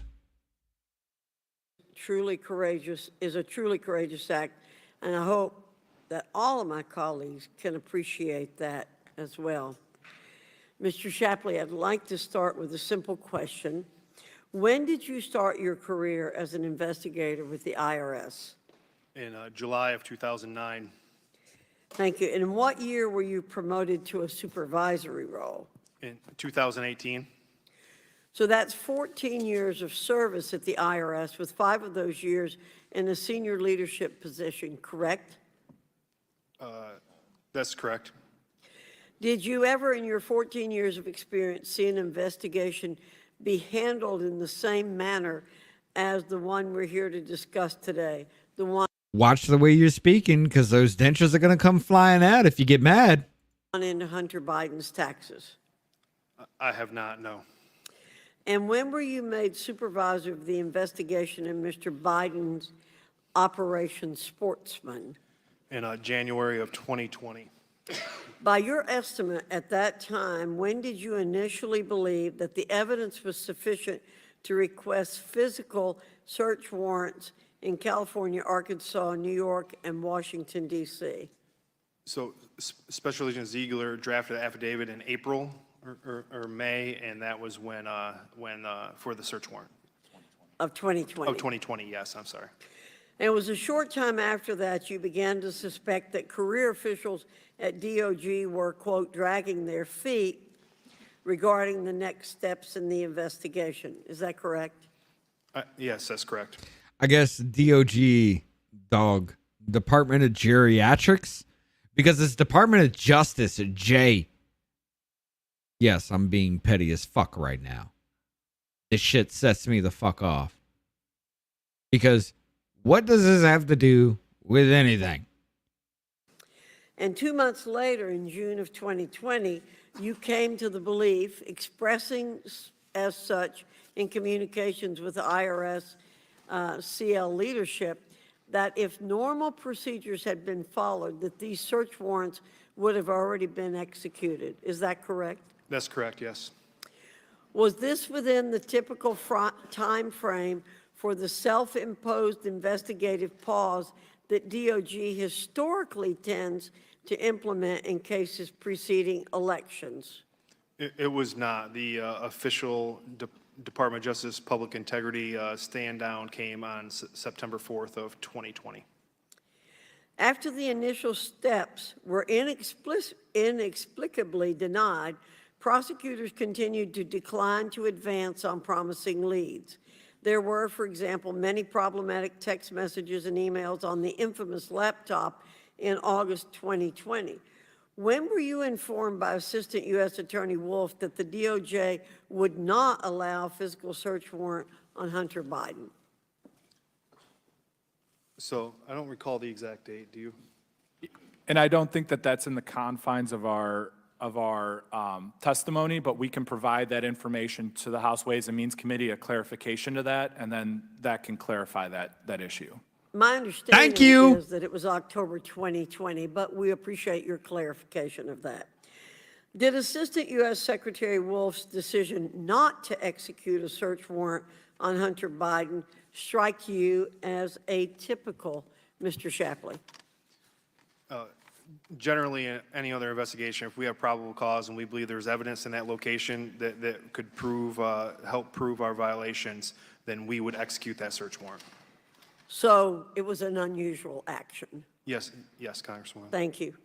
Is it fair to conclude that this pattern of odd, atypical, and sometimes bewildering actions taken by DOJ TACS and the District Attorney's Office happened over the course of the entire investigation and not just one or two occurrences? That's correct, and it was the pattern that really drove me to, one of the things that drove me to come forward of that deviation from a normal investigative processes. In your opinion, did these odd, atypical, and bewildering actions bolster or harm the investigation? I believe they hurt the investigation. To our chairman, I would say that there's something rotten in the state of Delaware, and that what has happened here with Hunter Biden would not have happened to other Americans. And this is totally unfair, and I think it's very important that we get to the bottom of this investigation and find out who has been obstructing this sense of justice. The American people demand justice, and this committee demands justice along with the other committees involved, and I thank you for this hearing. Thank our witnesses. Gentlelady's time has expired. Chair now recognizes Ms. Stansberry from New Mexico for 5. Thank you. I'd like to get right into some basic vetting questions, as unfortunately our colleagues across the aisle failed to do so with some of the previous witnesses that they called. And so, Mr. Ziegler and Mr. Shapley, I'm hoping that these are very simple, very straightforward questions, so I'd like to ask that you answer them with a yes or no answer. Mr. Shapley, are you now, or have you ever acted as an unregistered... No. Hold up. I'm going to stop it right here because y'all think every other one of these fuckers that right now that are just like Trump, were bad. Number one, this bitch's voice is worse than Fran Drescher. It makes me fucking so irrationally angry. It makes me want to get violent. It makes me want to punch this bonus hole in the fucking mouth. But I will refrain and listen to this cunt mouth fucking talk about how Donald Trump is such a bad guy. I shit you fucking not. Registered foreign agent for the Chinese government or for any other government? No. And Mr. Ziegler, are you now or have you ever acted as an unregistered or registered foreign agent? No. And Mr. Shapley, have you ever participated in illegal arms trafficking? No, I have not. And Mr. Ziegler, how about yourself? I have not. And finally, Mr. Shapley, have you ever been indicted of a crime, lied to investigators while under oath, or run from the law? No, I have not. And Mr. Ziegler, same question to you. Have you ever been indicted, lied to investigators, or run from the law? I have not. Thank you for answering those questions. Obviously, it would seem strange to have to ask these clarifying questions, but given the majority's track record in calling witnesses on this matter, not to mention their own presidential candidate, it seemed necessary to clarify for our American folks who are listening today. So let's get into the kinds of crimes that the majority claims that they're interested in investigating here in the Oversight Committee, namely political influence, abuse of power, and other alleged crimes by a president and their relations. And again, because our time is limited, I'd like to ask our witnesses to stick with very simple, straightforward yes and no answers. Now, Mr. Ziegler, you are aware that Mr. Jared Kushner received a $2 billion investment from the Saudi government after working for his father-in-law at the White House, correct? Congressman, I thank you for the question. I'm here to talk about the Hunter Biden investigation. It is a widely known fact, and I appreciate your response. Mr. Ziegler, you are aware that while serving as a senior advisor to her father, Ivanka Trump had a number of trademarks fast-tracked by the Chinese government, correct? Again, I have to stick to the confines of my transcript. I appreciate that. And finally, I want to remind everyone that the person who appointed U.S. Attorney General David Weiss to handle the matter that we're here to discuss today was Donald Trump. But this would be the same president, Donald Trump, the man twice impeached for abuses of power, and of course recently indicted for 37 counts of criminal activity. Now, one would think that here in the Oversight Committee— Oh, 37 counts of criminal activity. Let's talk about that. Are you talking about the New York case? Are you talking about the New York case? Because this is where it gets interesting, Miss Stansberry. Talking about all this shit. Trump gets indicted for doing business the way it's supposed to be done. Because he paid off, because his lawyer paid off Stormy Daniels and never got reimbursed. They call bullshit. And because the lawyer charged attorney retention fees every single time he got an invoice. That's a charge.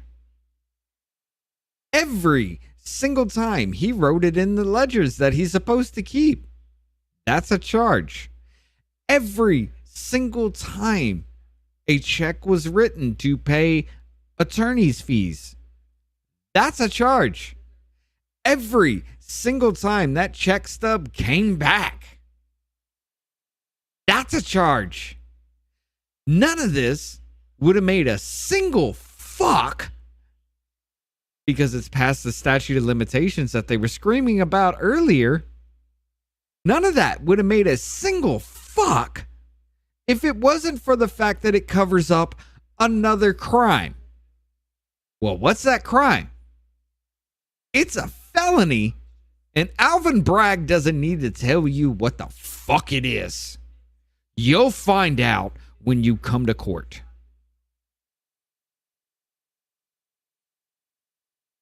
Weren't they screaming about statutes of limitations on shit and how this has gone past that? Weren't they screaming about how these misdemeanors shouldn't mean a fucking thing to Hunter Biden? And every single one of these misdemeanors and felonies that they didn't even think about prosecuting because of the last name of this motherfucker? Isn't that all covering up another fucking felony? Holy fucking shit, ladies and gentlemen. You want to talk about a two-tier justice system?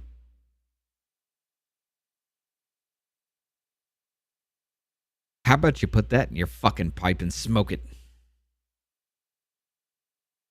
Because y'all are fucking dumb if you don't follow this shit. And I do mean that. I hate to be that fucking brash with you guys because most people don't follow this kind of thing. And I do understand. Life and everything included.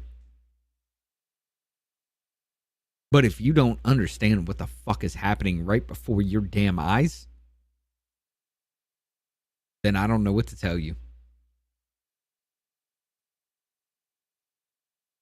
Because a man who is shady, who is fucked up, who is a narcissistic piece of shit that everybody fucking loved before he walked down that damn elevator,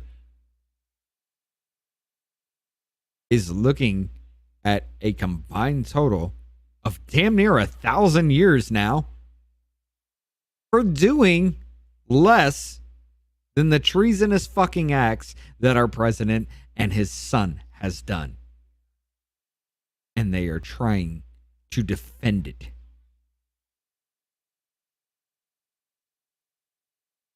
I don't know what to fucking tell you.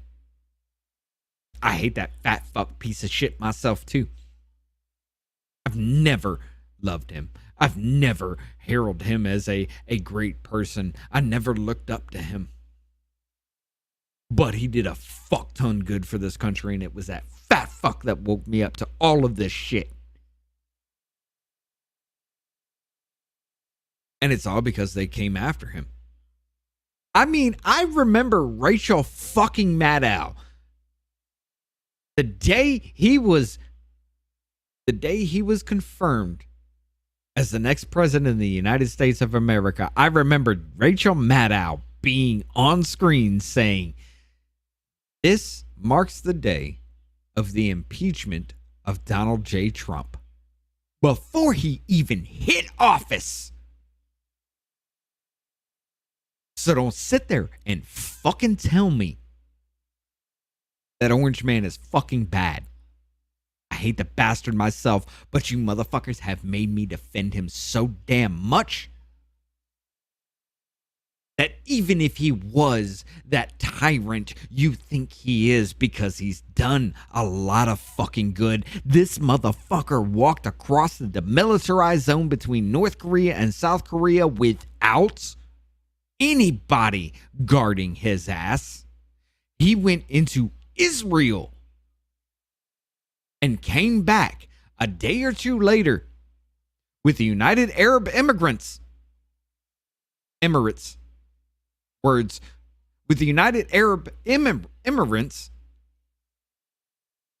putting down their fucking weapons from each other, a place that hasn't seen peace in over 2,000 fucking years, taking one step to saying, fuck it, it's all over. A son of a bitch who took an economy that was and turned it into fucking good to where me and my wife, who just barely made it into the middle class, put money in our fucking pockets. We were paying our bills, we were saving money and spending it wildly at the same damn time. We were living good. To the point to where it cost about $20, $25 to fill up my tank. I mean, completely fucking full. You pull that fucking lever and it immediately cuts off. Doing the same, 55, 60 bucks. My food bill went to $120 for a week and a half, 2 weeks, if we were sparing, to $120 for 2 fucking days. So don't sit there and fucking tell me that that fat fucking piece of shit wanted to install himself as a dictator. If that were the fucking case, bring on the dictatorship, bitches. Because I was doing fucking amazing. To a whole point that I could have fucking renovated this entire house and planned it fucking out to where it would cost $10,000 to $15,000 to do the entire house. I got barely half the house fucking done, and I'm over that limit now. So go fuck yourselves. We would want to investigate such blatant acts of criminal activity. And I truly could not agree more with our witness, Mr. Shapley, that there should not be a two-tiered system of justice for those who are powerful and those who are wealthy and those who are not.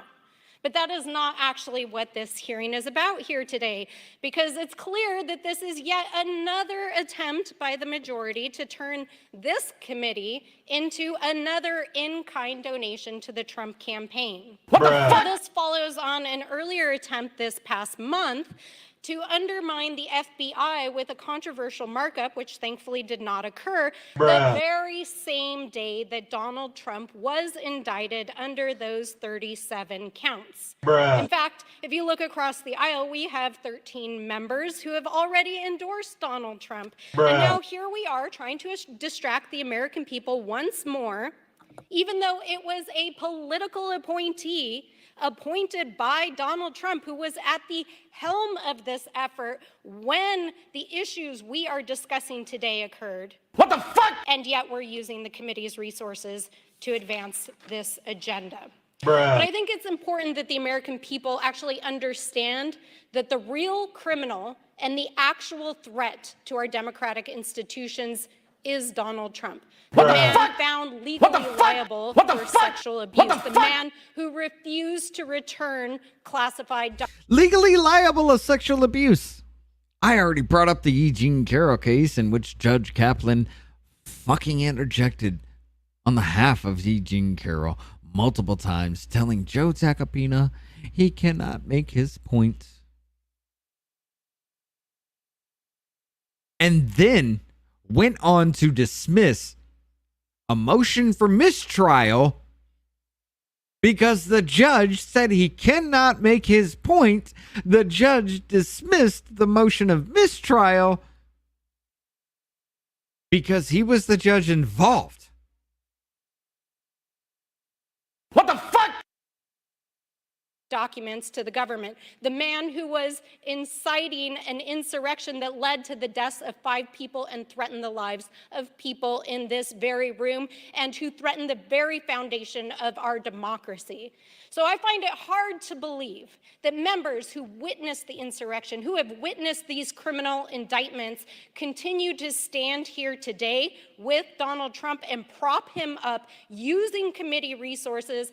And I urge my colleagues to take a hard look in the mirror and to really reflect on what our oath of office means.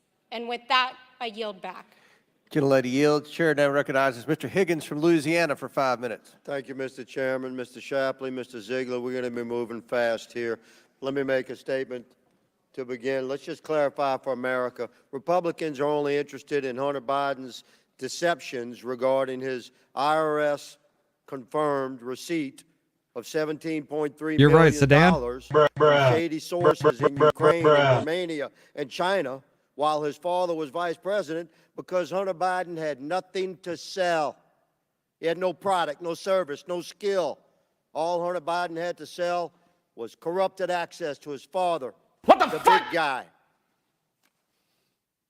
Now, how dare Congressman Higgins call the President of the United States? I love how this May I shit say works the both inaugurated ways. President of the Call United out the States. I would bullshit call and to the say, big guy. hell yeah, Let's you're go. fucking right. December 30th, 2020, this investigator Shapley and investigator Ziegler, the IRS criminal investigation team, at a 12-hour-long meeting with U.S. Attorney's Office in Delaware, the prosecution team, Wolf and Weiss are in attendance. Shapley shares an IRS plan to interview Biden associate Rob Walker. Wolf objects to this plan to the dismay of those in the room. But, she said, we do not want to ask about the big guy and stated she did not want to ask about Dad. What the fuck? December 8, 2020. Investigator Shapley, Investigator Ziegler. Meeting with Special Agent Joe Gordon, received a call from Hunter Biden's attorneys stating that they would accept service for document requests but declined requests for the interview. The IRS investigators were only able to conduct one meaningful interview, that with Biden associate Rob Walker. That day, investigations revealed to the press, December 9th, 2020. What the fuck? Wolf gets involved again to interrupt the investigation. December 14th, 2020. Assistant U.S. Attorney Wolf tips off Biden counsel about an IRS plan.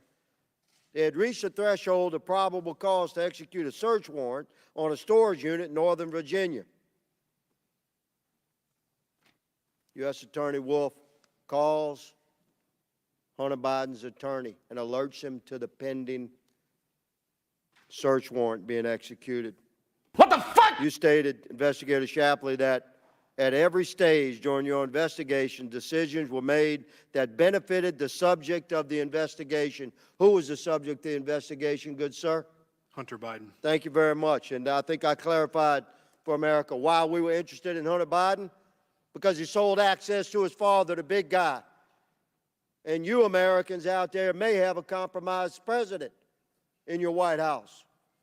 Bruh. Certainly be concerned. Mr. Ziegler, how did the IRS investigation regarding Hunter Biden begin? Tell us briefly, sir. It was a review of bank records regarding another investigation I was working. So it was ancillary to another criminal investigation. Is that correct, sir? Correct. And you are a criminal investigator. Is that correct, sir? That is correct. Not civil. That is correct. Thank you very much. Investigator Shapley, in a September 3rd, 2020 meeting with the prosecution team for the Hunter Biden case, Assistant U.S. Attorney Leslie Wolf told your team there was more than enough probable cause for the physical search warrant of the guest house at then former Vice President's Delaware residence where Hunter Biden stayed for a time. Did U.S. Attorney Leslie Wolf confirm your investigative effort that you had sufficient probable cause for search? Yes, she did. Thank you very much. But you've told Congress that Assistant U.S. Attorney Wolf also said that the question was whether the juice was worth the squeeze. That's a quote. And that optics were a driving factor in the decision on whether to execute a search warrant. What the fuck? Optics? Have you ever run into that, Mr. Shapley? I have not, no. Have you, Mr. Ziegler? I have not. Now, why do you think the Department of Justice might be concerned about optics in the search of the president's son's residence during the course of a criminal investigation? I've never used these sound bites more than I have now. Shapley? I mean, just the sensitivities involved with that search warrant, and it would, you know. It's pretty clear, isn't it? Yep. There's another search warrant I'm going to touch on in my remaining section. I'm going to have my time expired here. Let me just say, gentlemen, you're courageous for coming forward. And let me ask you, did your job begin with an oath? It did. Have you upheld that oath? Yes, I have. And Yes, is it your core principles that have driven you to reveal the corruptions that you've witnessed in your criminal investigations coming before Congress today? Yes, it was. Yes, it was. Thank you. Mr. Chairman, I yield. Very good. Chair now recognizes Mr. Gomez for 5 minutes. Oh, yeah, the bitch. For 5 minutes. Sorry. Thank you, Mr. Chairman. So let's first zero in on the bottom line. What we have is two IRS investigators who clearly worked very hard. I want y'all to notice throughout this entire thing, if you look at it, the people who are all Trump, Trump, Trump, Trump, racism, racism, racism, racism, as soon as their fucking part is done, they're gone. What about Mr. Kana? What about Mr. Mifune?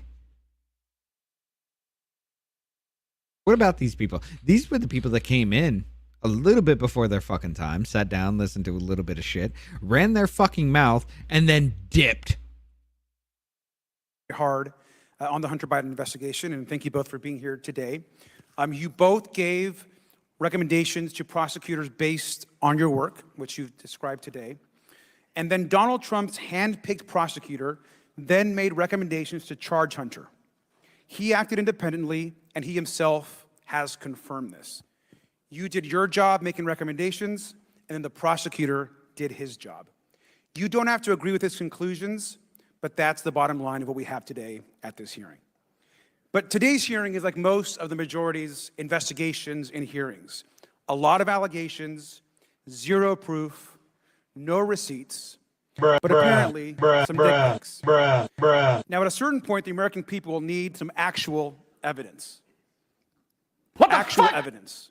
But we've seen absolutely none. So let's go back and review what's gone over the course of the last 7 months of this smear campaign against the White House. First, the committee is clearly obsessed with Hunter Biden, massively obsessed with him. Now, keep in mind, there's been no evidence of any wrongdoing or transactions of the person that's actually in government, Joe Biden. A lot about Hunter, not a lot about Joe Biden. And Hunter Biden, I want to understand out there, for everybody fucking listening, I want you to understand why this dude is saying what he is saying right now, despite everything that this fucking faggot ass fuck has sat there and fucking listened to. Because not a goddamn bit of their testimony, nothing written, nothing fucking shown, except for what Marjorie Taylor Greene showed, has been on screen or been available for anyone to see. So all these baseless claims and all this that they've seen, this is another fucking news soundbite. Because all they have to say is, well, they said it, but we didn't see it. Remind the majority is actually not the President of the United States. And I want to point out that no Biden family members hold government positions of any kind.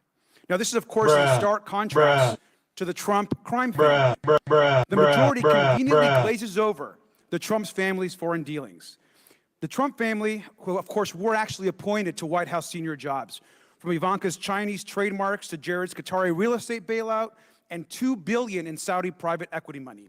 So where's that investigation? Never mind the fact that this motherfucker was making millions and millions of fucking dollars off of foreign adversaries. Never mind all that fucking fact. Let's go back to Orange Man fucking bad, because we can fucking cut it down and play it on every news cycle if we need to. They were actually in the White House. And I think Chris Christie, one of the Republicans running for president, said it best, of course, in the former governor. This is his quote, not mine. The grift from the family is breathtaking. It's breathtaking. Jared Kushner and Ivanka Kushner walk out of the White House and months later get $2 billion from the Saudis. Continue. You think it's because it's some kind of investigative genius or investing genius? Or is it because he was sitting next to the President of the United States for 4 years and doing favors for the Saudis? Now, these are quotes from a man who's known Trump and the Kushners for years. These people are in the White House every day, formally making policy, unlike Hunter Biden. They were making monies from the Saudis, right? Right. Let me ask every single fucking one of you out there, besides Donald Trump, if you look back into history, who have we always had problems with? Who have we always been at war with? As a matter of fact, wasn't it George W. Bush during 9/11? Who, by the way, for everybody that doesn't know, they knew 9/11 was going to happen months, almost a year beforehand, and did nothing about it. Wasn't it the end of George W. Bush at the beginning of Obama? I don't remember exactly when the fuck that happened, but they said, yellow cake uranium. We need to invade.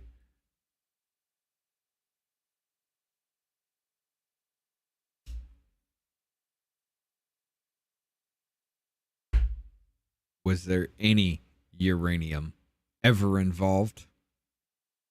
And we spent 20 fucking plus years over there. Trump said he was going to get us out. They lied to him about how many troops they had and what they had over there. And because of that confusion, nobody got out under Trump. Biden gets into office, and then the Afghanistan pullout debacle fucking happens where 13 fucking servicemen died for absolutely no goddamn reason under the sun, except for the fact that that fucking treasonous piece of shit wanted to get his name out there and then had the fucking nerve while those bodies were coming back, had the fucking nerve to look at his watch. Every single body dragged out. Had the nerve to look at his watch like he had something better to do. Now, the Biden family attacks, of course, went nowhere. And so they tried, of course, to create a new storm, a new conspiracy theory with the so-called FBI Ukraine document, another fake scandal. This new fake scandal had a lot of hype, a lot of scary headlines from our chairman, from a lot of members of this committee. But a lot of us actually read the document. And when you read the document... By the way, a little bit more about Ukraine. Do y'all know that the COVID fucking virus, through Fauci's own fucking documents, the COVID fucking virus was bioengineered by our own biolabs in Ukraine, and once was done, was shipped to fucking China to stay within laws, and then all of a sudden, somehow, it leaked from a fucking lab, and that was a conspiracy theory because somebody ate a bat. That's the real story. Someone ate a bat.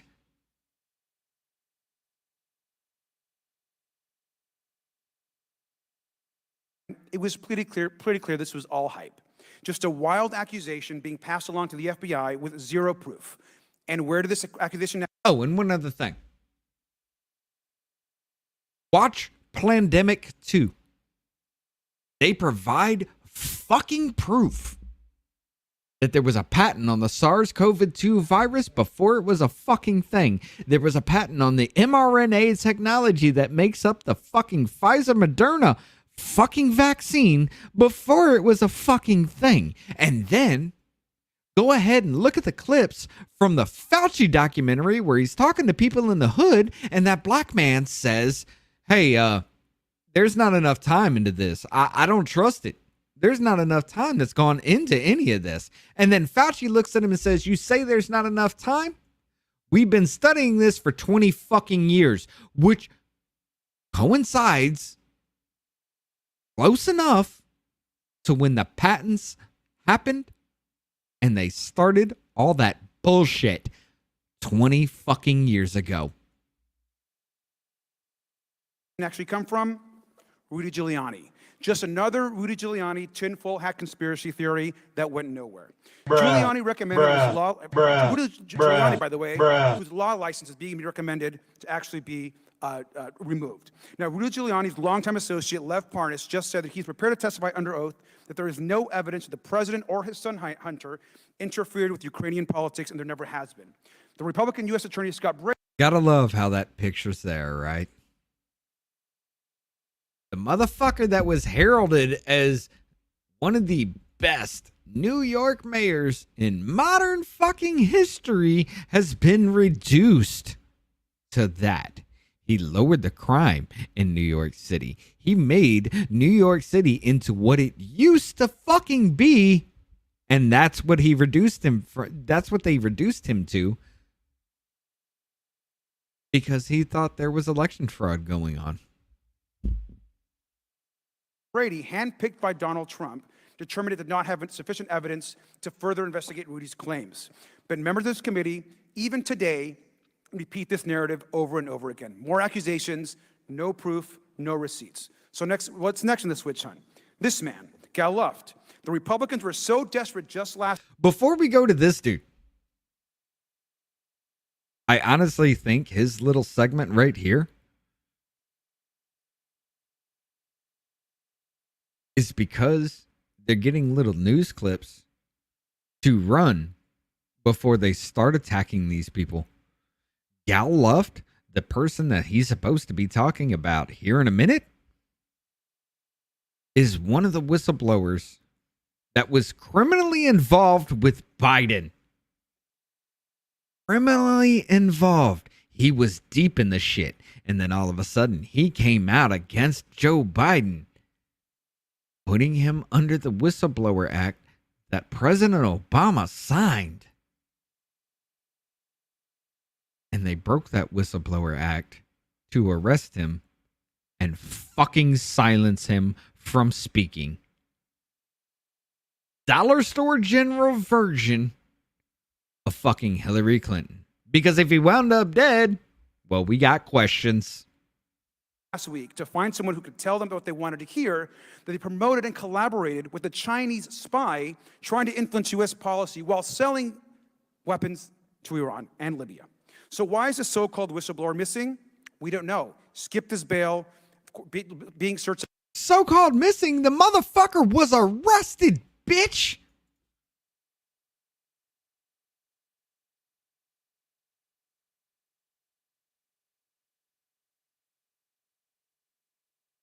Let's just go ahead. Fuck it. Gal Luft arrested.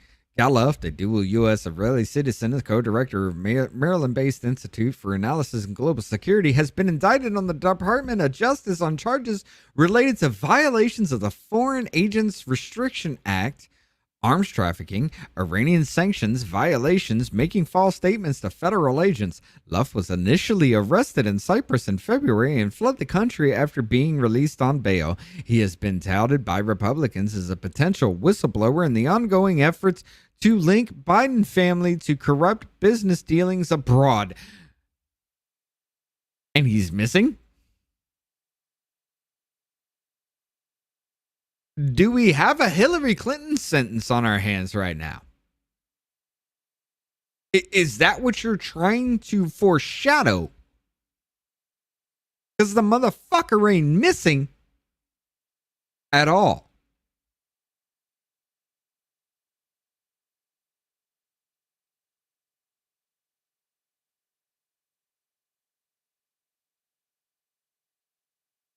Sedan over here on Rumble. These are pre-written statements they drop, not rebuttals to previous statements, so the conversation does not advance towards conclusion and remains two narratives. Why do they do this? What have I been saying this entire fucking time? These are all news clips, and this right here, this segment, is a foreshadowing of what is to come. I guarantee you. Very shortly, we're going to start hearing about more about Gal Luft than we already have, more about Rudy Giuliani, more about the problems going on with Trump, even though the new indictment for Trump dropped 2 days before this happened. So for 2 days, all people heard was Trump, Trump, Trump, Trump, Trump. This goes under the fucking radar. Every bit of information to prove that Joe Biden committed treason multiple times with his son Hunter Biden against the United States of America, and everybody knew about it.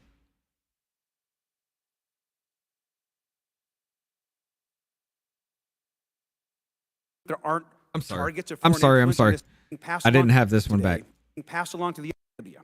So why is this being passed along to the FBI with zero proof? And where did this accusation actually come from? Rudy Giuliani.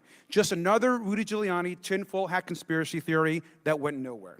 Giuliani recommended that his law, Rudy Giuliani, by the way, whose law license is being recommended to actually be removed. Now, Rudy Giuliani's longtime associate, Lev Parnas, just said that he's prepared to testify under oath that there is no evidence that the president or his son Hunter interfered with Ukrainian politics, and there never has been.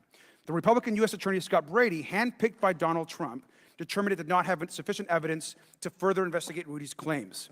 But members of this committee, even today, repeat this narrative over and over again. More accusations, no proof, no receipts. So next, what's next in the switch hunt?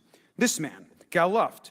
The Republicans were so desperate just last week to find someone who could tell them what they wanted to hear that they promoted and collaborated with a Chinese spy trying to influence U.S. policy while selling weapons to Iran and Libya. So why is the so-called whistleblower missing? We don't know. Skipped his bail, being searched upon after being arrested. Now we're so desperate to cling to this narrative that they're defending this alleged crook. I want to know, we have questions. Was the chairman, was the committee staff in contact with Mr. Luft while he was a fugitive? Do we know where he is?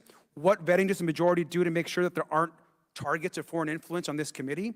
These are the real questions that we need answers to. If you're willing to yield, I'll answer that question. Sure, I just want my time. I've never met Gal Luft in my life. All I know is he was getting money from the same company that the Bidens were getting money from, CEFC. Boom! I yield back. Thank you, Mr. Chairman. I'm looking forward to also if anyone from the committee or any committee members or committee staff had any contact with who is now obviously a Chinese spy, which you and the committee have been hyping up for weeks. Well, is the president's son a Chinese? Because the son of a bitch was working with Joe Biden.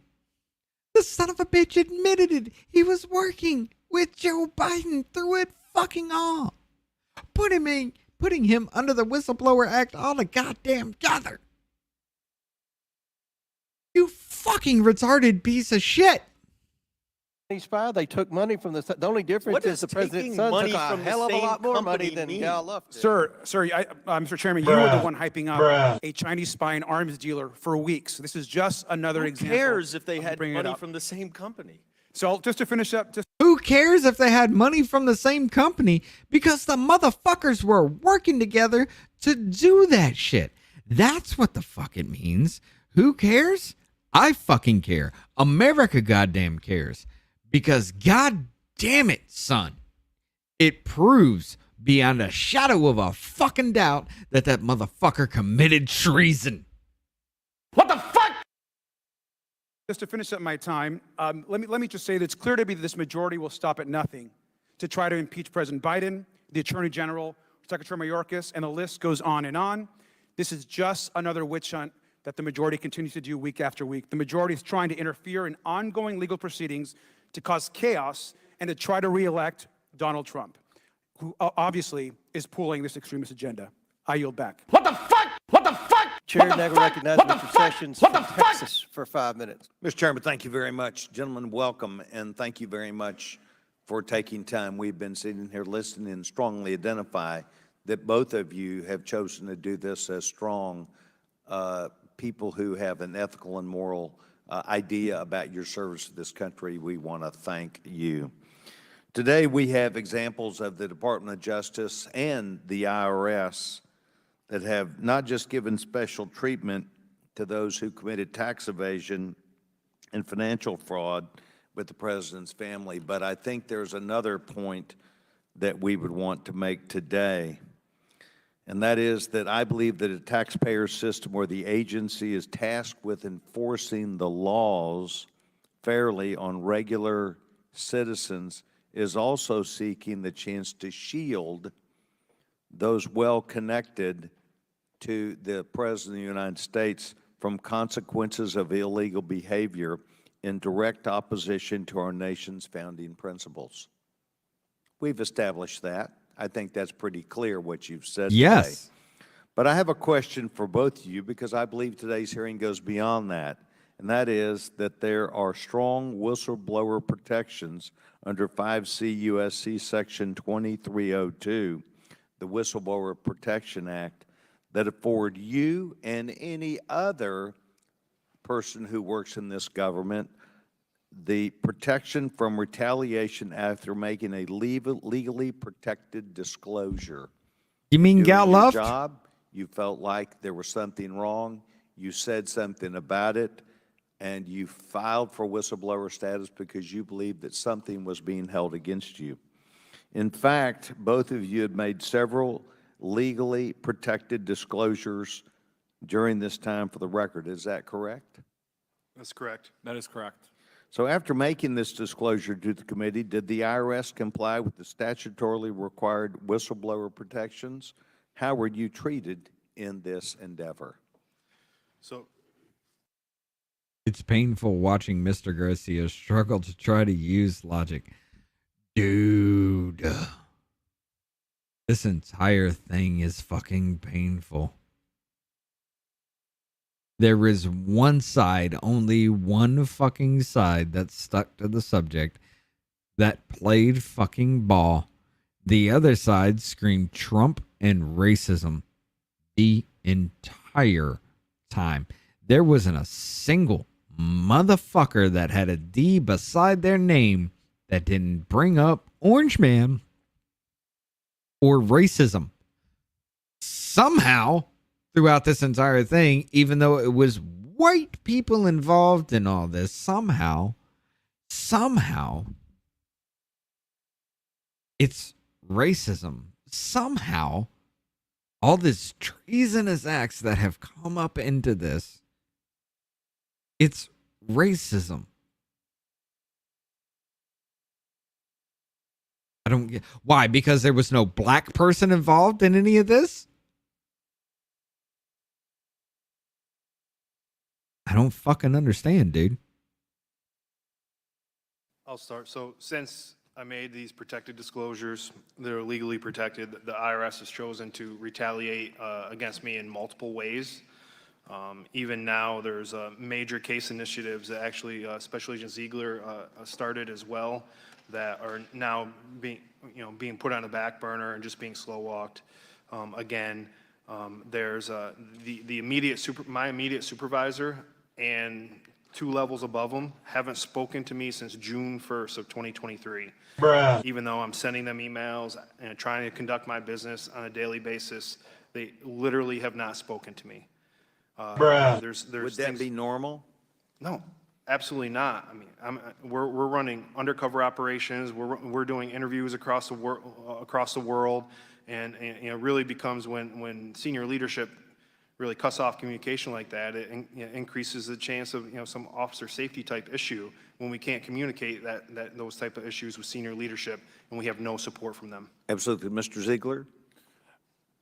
To be completely honest with you, this is going to make me a little bit emotional, but like, And I'm sorry because I know this is personal. You spoke about that in your opening statement. never have I thought that it's essentially like being left out on an island, and I don't know if that's done purposefully, but I essentially made disclosures up to the commissioner of the IRS. I said what happened, and the response I got a few days later was, I may have broken the law, and don't ever do this again. Your emails need to go through your leadership. So to have that come to me was chilling. It was, I can't even put words to it, but what I can say is there are some people within my agency, some people in leadership that have been a person that I can go to for support, but the vast majority of it has just, it's the impact on the person, it's awful.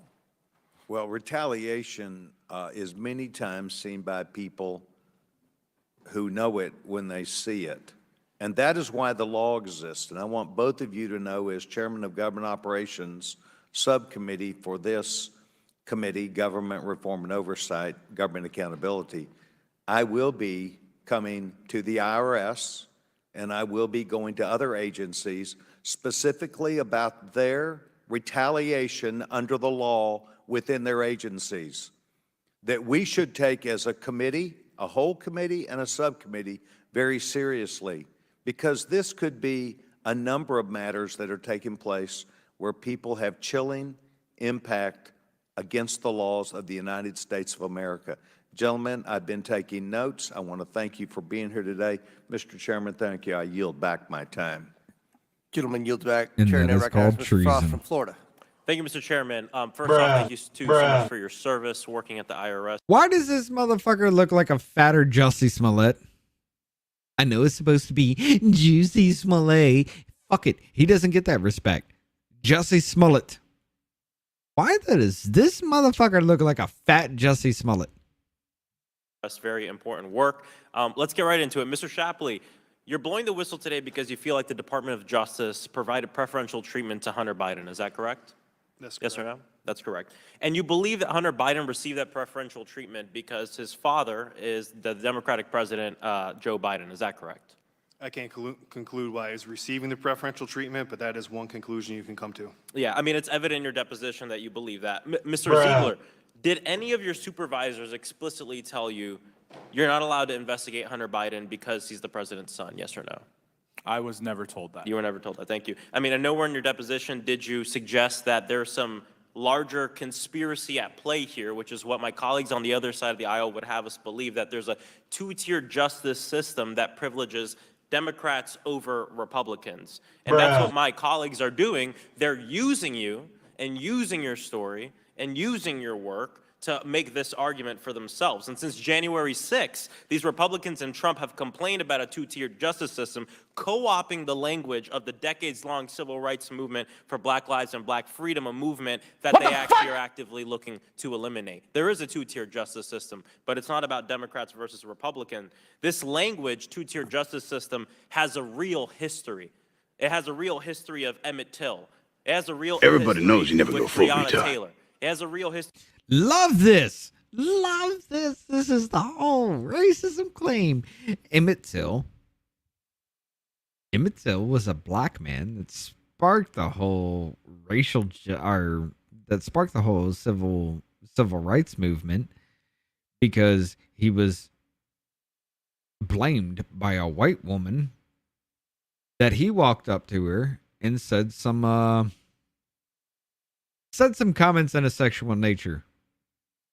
Well, this dude was beaten and killed, and it never happened. Breonna Taylor was storing drugs for her ex-boyfriend. When the police found out about it, knocked on her door so fucking loudly that the neighbors came out to see what was going on. When they didn't get an answer, they broke the door down. The first shot rang out from her boyfriend. And at first they told you Breonna Taylor was killed in her bed while she was sleeping. And then when all this evidence started coming out, they said he fired in self-defense because they broke down a door because there was a no-knock warrant that they did not serve because they were knocking loud enough for the neighbors to wake up and come outside. History with George Floyd, the Central Park Five, Derek Diaz, a young man who was just an unarmed young man who was just killed in Central Florida not but a week ago. And it has a real history with the Groveland Four black boys from Central Florida who were falsely accused of kidnapping and sexually assaulting a white woman when they pulled over to help her when the car was broken. The fourth boy.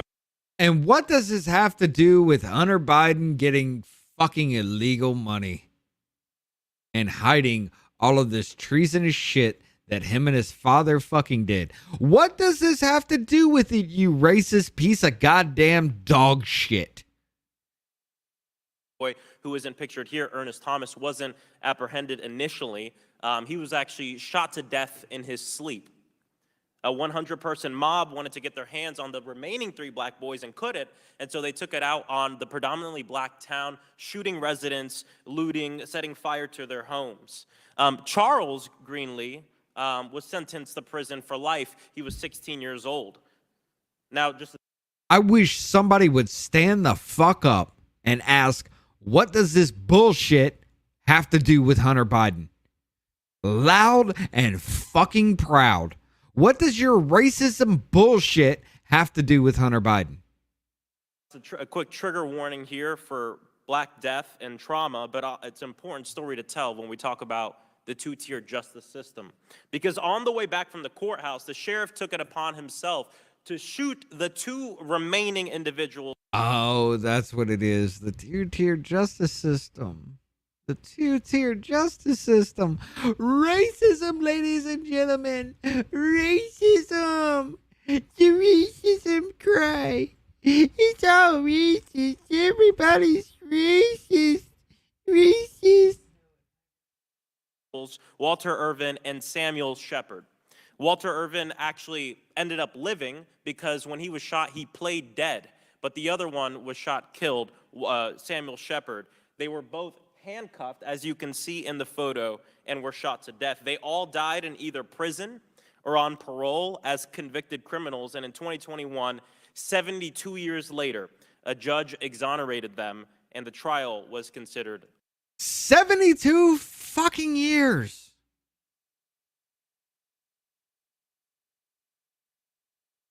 Do any of you listening, watching right now,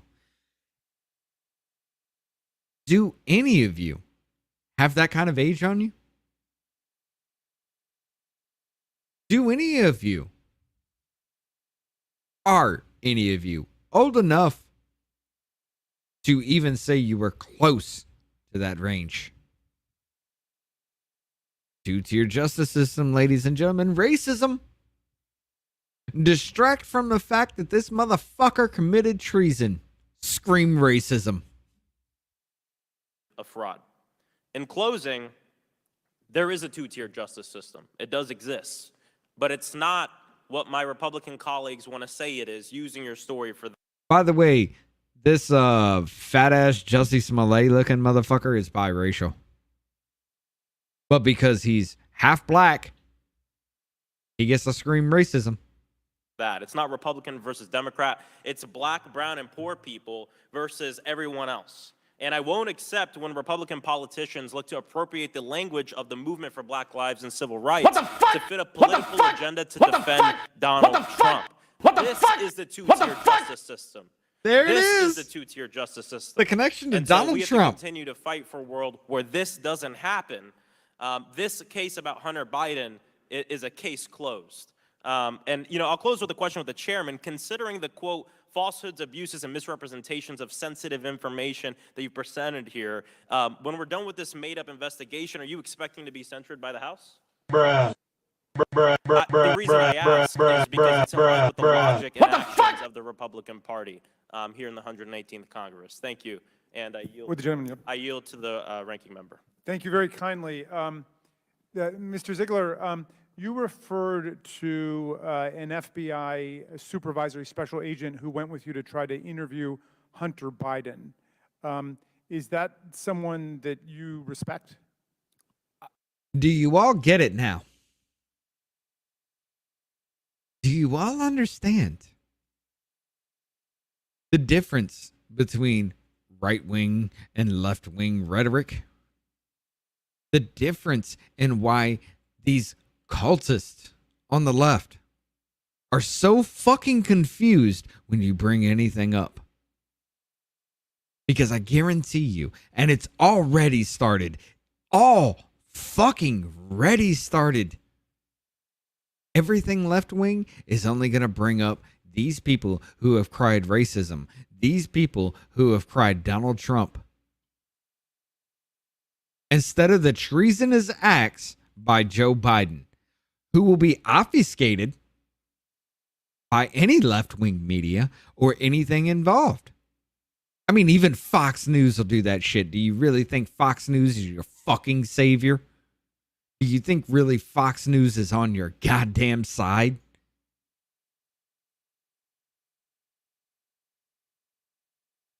That is your propaganda. This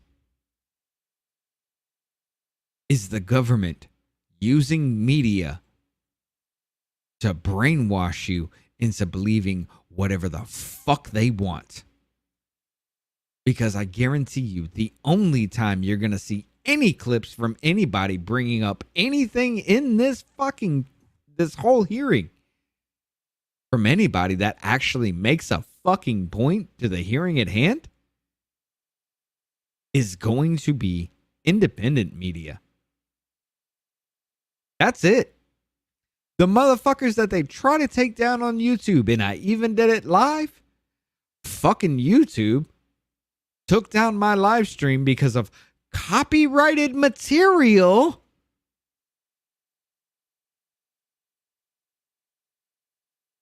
This right here, what you are seeing, what you are witnessing, we are the real media. We are the ones calling this shit out. Because watch Watch your news. Watch these articles. Watch everything to do with the mainstream media.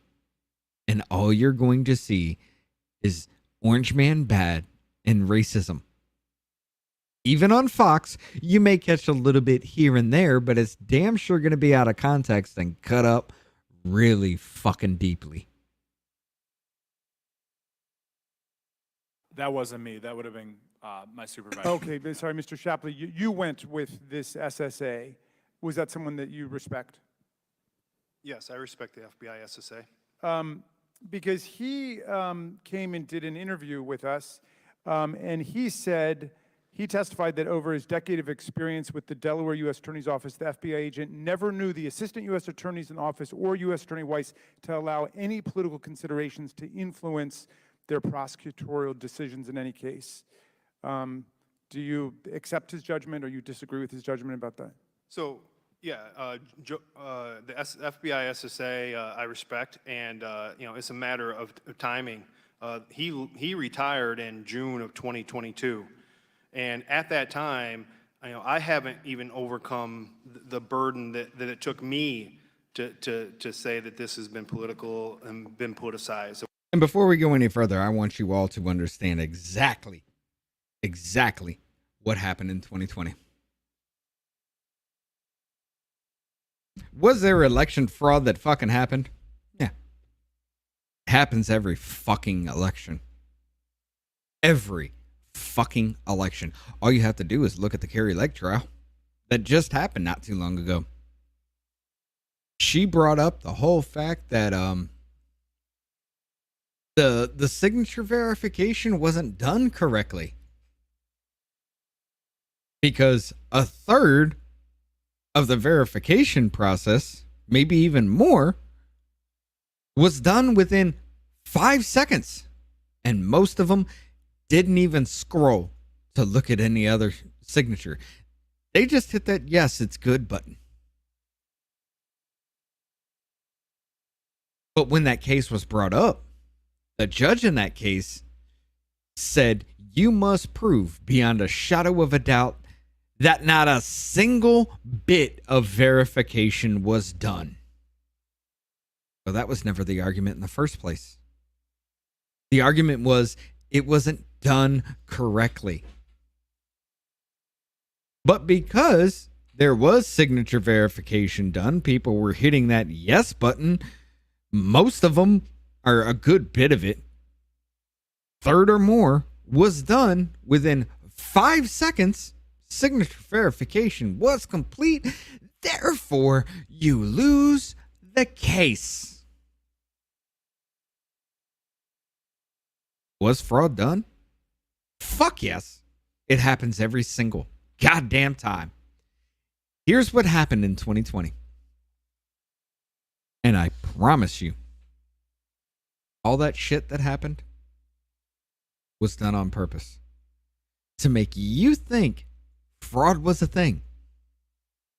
It was never fraud in the first place. Yes, it did happen, but it wouldn't have changed shit. It wasn't fraudulent in the first place.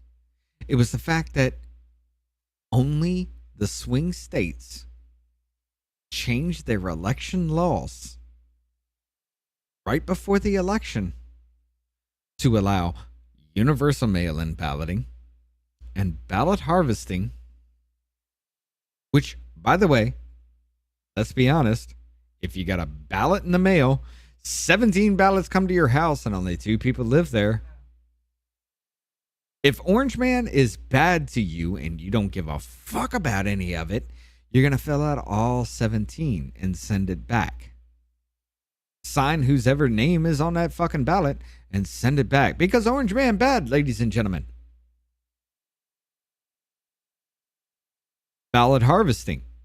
You got one person walking up. Hey, all the problems you're seeing because of the pandemic and everything, yeah, that's Donald Trump's fault. Vote for Joe Biden. I don't know what's going on. I'm a fucking moron. Joe Biden. Here you go. Give it. Do y'all remember the actual story where there were ballots?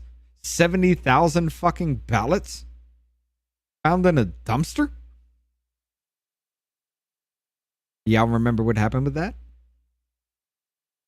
Overwhelmingly, they were Trump ballots. Was there nefarious shit that happened? Yes. But 2020 was a psyop to make you think fraud fucking happened so they could change the laws and legitimately make Joe Biden the president. Through nefarious means, yes. 2020 wasn't fraudulent. Joe Biden actually fucking won because damn near every single fucking one of you don't pay attention to shit. You just listen to what your LED guide tells you. You don't read past these headlines in these articles. And I know this is going to sound like I'm fucking berating you, and I really am. But you don't read past the headlines. And you damn sure don't remember what they told you 2 days ago. And they're going to do it again. They're going to do it again. Simply because the whole thing has been about fraud, the big lie. Nobody understands what really fucking happened. That's what happened in 2020, ladies and gentlemen. And they're gonna do it again. It wasn't until October 7th, 2022. So, the FBI, SSA, he came to his conclusions and he wasn't there for that October 7th. Can I mention something Let regarding me that? just say, I respect very much your service, and I respect very much your testimony today, but I think it's completely within the realm of prosecutorial discretion. And When will just cancer take this retarded fucking differences monkey? of opinion that people have, and those of us who've been in prosecution understand that happens all the time with prosecutors and investigators. Chair recognizes. Or the does he gentleman even from fucking Arizona, Mr. have Biggs, for cancer? 5 minutes. Is Thank that a you. fucking It's, lie too? Good to have you here. Appreciate it. Appreciate your courage and your willingness to testify. Mr. Shapley, I'm going to go to pages 18 through 20 of your testimony, and Mr. Ziegler, I'm going to go to about page 104 to 105 of yours to start with. But while you're going there, I'm going to ask this question. You know, we've heard a lot about this. Well, you know, this 2014, 2015, 2016 tax things. You know, Trump. You know, we've heard a lot about Trump. But in 2014, 15, and 16, those tax years, Donald Trump wasn't elected, but who was the vice president of the United States, if you know? Huh? Sorry, say it again? Joe Biden was the vice president of the United States. I think that's right. And when the statute of limitation ran on those 14 and 15 years, who was the president of the United States? Huh? When the statute expired. So that was President Biden. Under President Biden. Well, there's What? some indicia in the statements. Say it and again. When the statute expired. So that was President Biden. 15 years. Who was the president of the United States? When the statute. And Say it again. Those tax years, Donald Trump wasn't elected, but who was the vice president of the United States, if you know?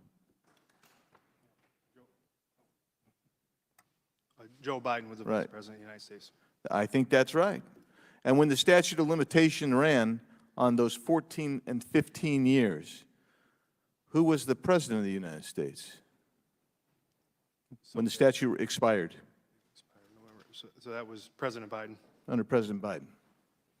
Well, there's some indicia in the statements and testimony that you made that I want to go over. Mr. Shapley, why did you want to interview Rob Walker? So I think Special Agent Ziegler would be better to answer that question. All right. So I'm looking on page 18 of your testimony, Mr. Shapley. Can you repeat the question? Yeah, can you repeat the question, please? Yeah, I'll tell you what, I'll rephrase the question. On the day of action, you guys were intending to interview 12 people, one of whom was Rob Walker, a business associate of Hunter Biden. And in particular, you wanted to talk about, I think the quote is, 10 held by H for the big guy, right?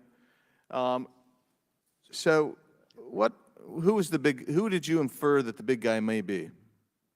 So all I can do is speak to the evidence there. What I can say is, I think I know what you're referring to is when we're preparing for that interview and we're referencing that email, 10 held by H for the big guy.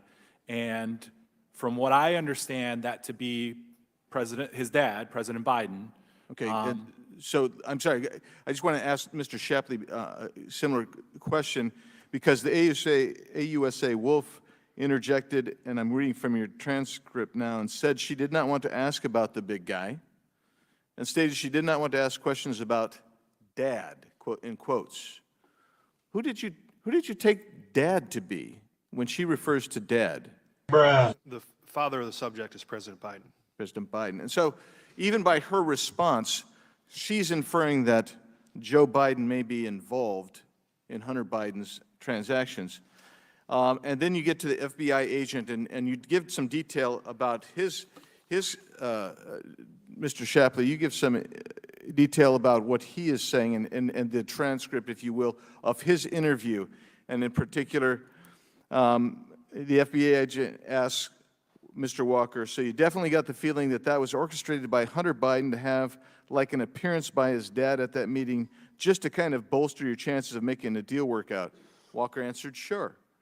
The FBI agent continued, anytime he was in the office, or did you hear Hunter Biden say that he was setting up a meeting with his dad with them while dad was still in office? Walker answered, yes.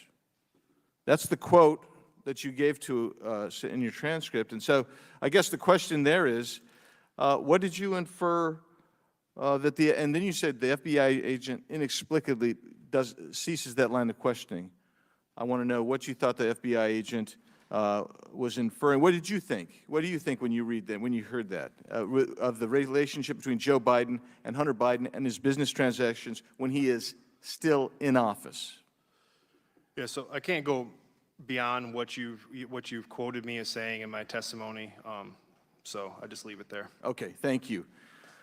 Mr. Ziegler, on page 104 of yours, you mentioned that Mr.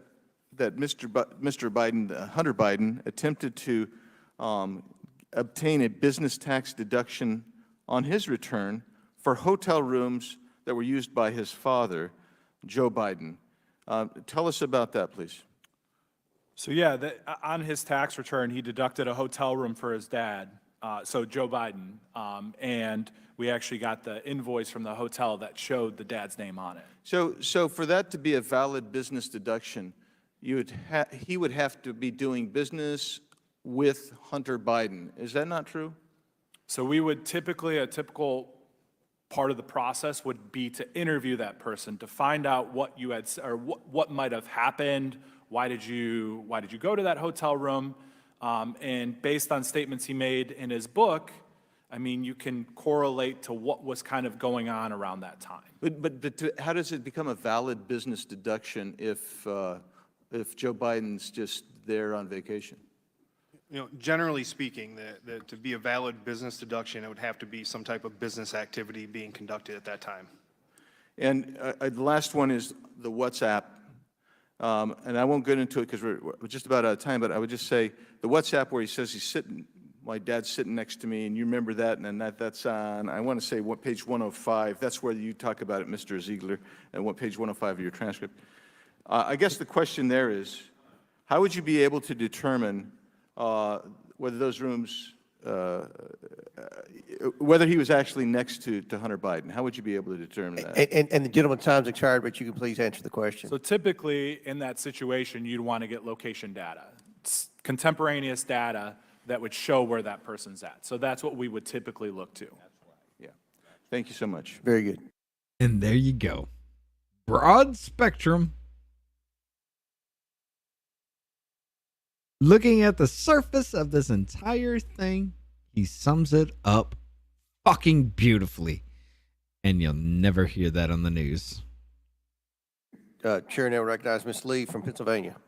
Thank you, Mr. Chairman. Republicans have been invoking this term two-tier system of justice a lot recently. So I want to talk about what the real two-tier justice system is, where black and brown people are over-criminalized and over-incarcerated. On June 20th, Chairman Comer claimed in a committee press release, quote, "The Department of Justice's charges against President Biden's son, Hunter, reveal a two-tier system of justice."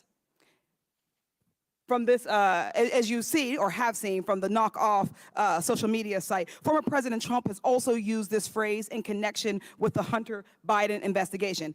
I'd like to address the way my Republican colleagues. The knockoff social media site is what she's talking about is Truth Social, which is Trump's social media site. That's the knockoff social media site she's talking about.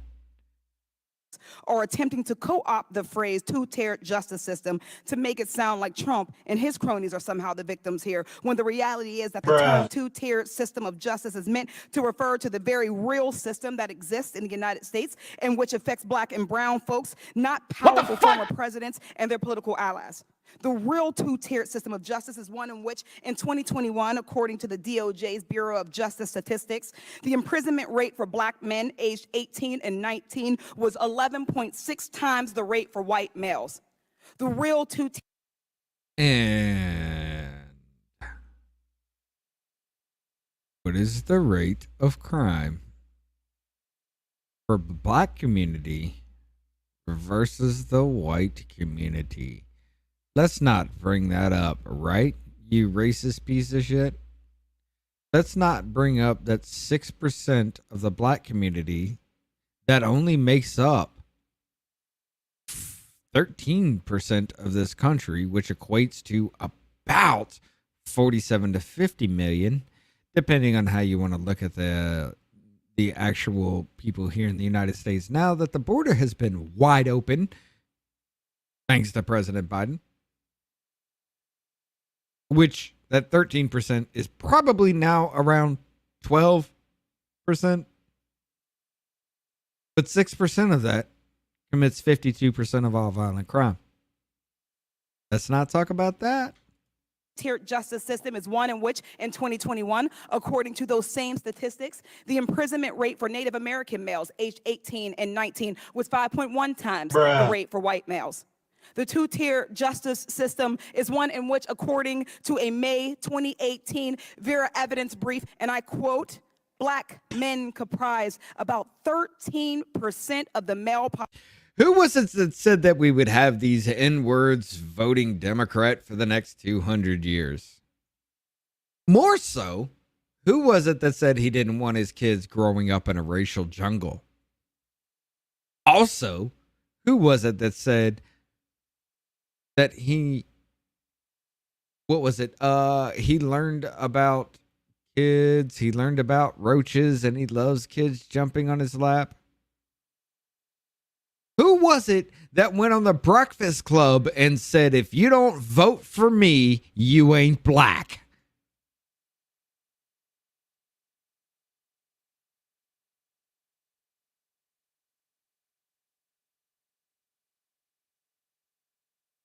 Let's talk about it. What the fuck? Population, but about 35% of those incarcerated. 1 in 3 black men born today can expect to be incarcerated in his lifetime, compared to 1 in 6 Latino men and 1 in 17 white men. I'm sorry.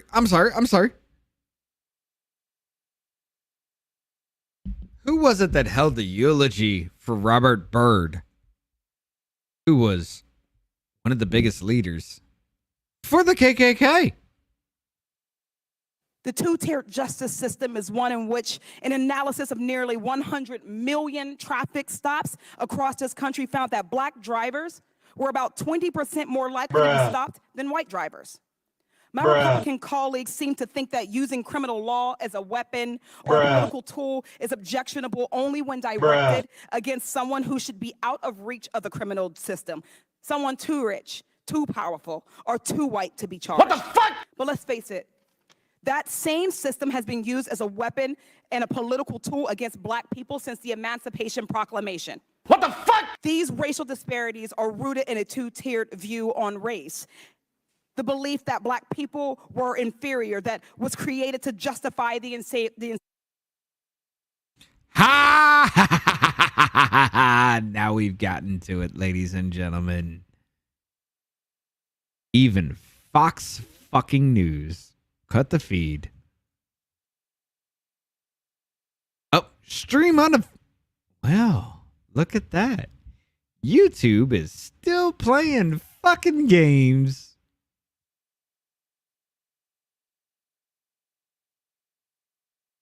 Yeah, you see how this goes? You see how this goes?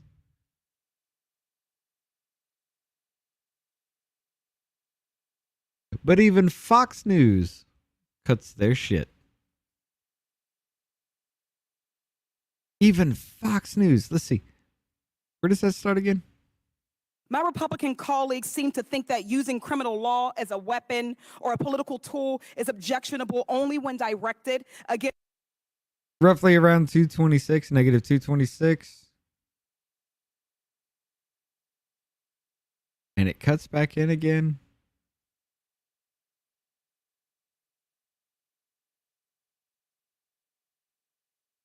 So for about 6 fucking... Thanks for tuning in. Stream ended 4 hours ago.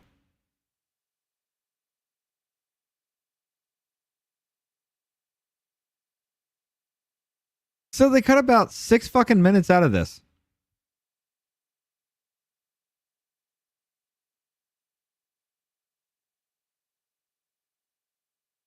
Mr. Chairman, can To just sit there and look at North Carolina skies, ladies and gentlemen. any interest? Really, I have over a minute of time. Mr. Sessions, that'd be great. I think that would be a good hearing for us to have. Yeah, we want everybody to follow the law. I agree. And with that, I yield back my time to the ranking member. Will you yield? We'll yield to the gentleman from New York. Thank you. I appreciate the gentleman from Texas yielding. I want to bring up that October 7th meeting real quick in just a minute.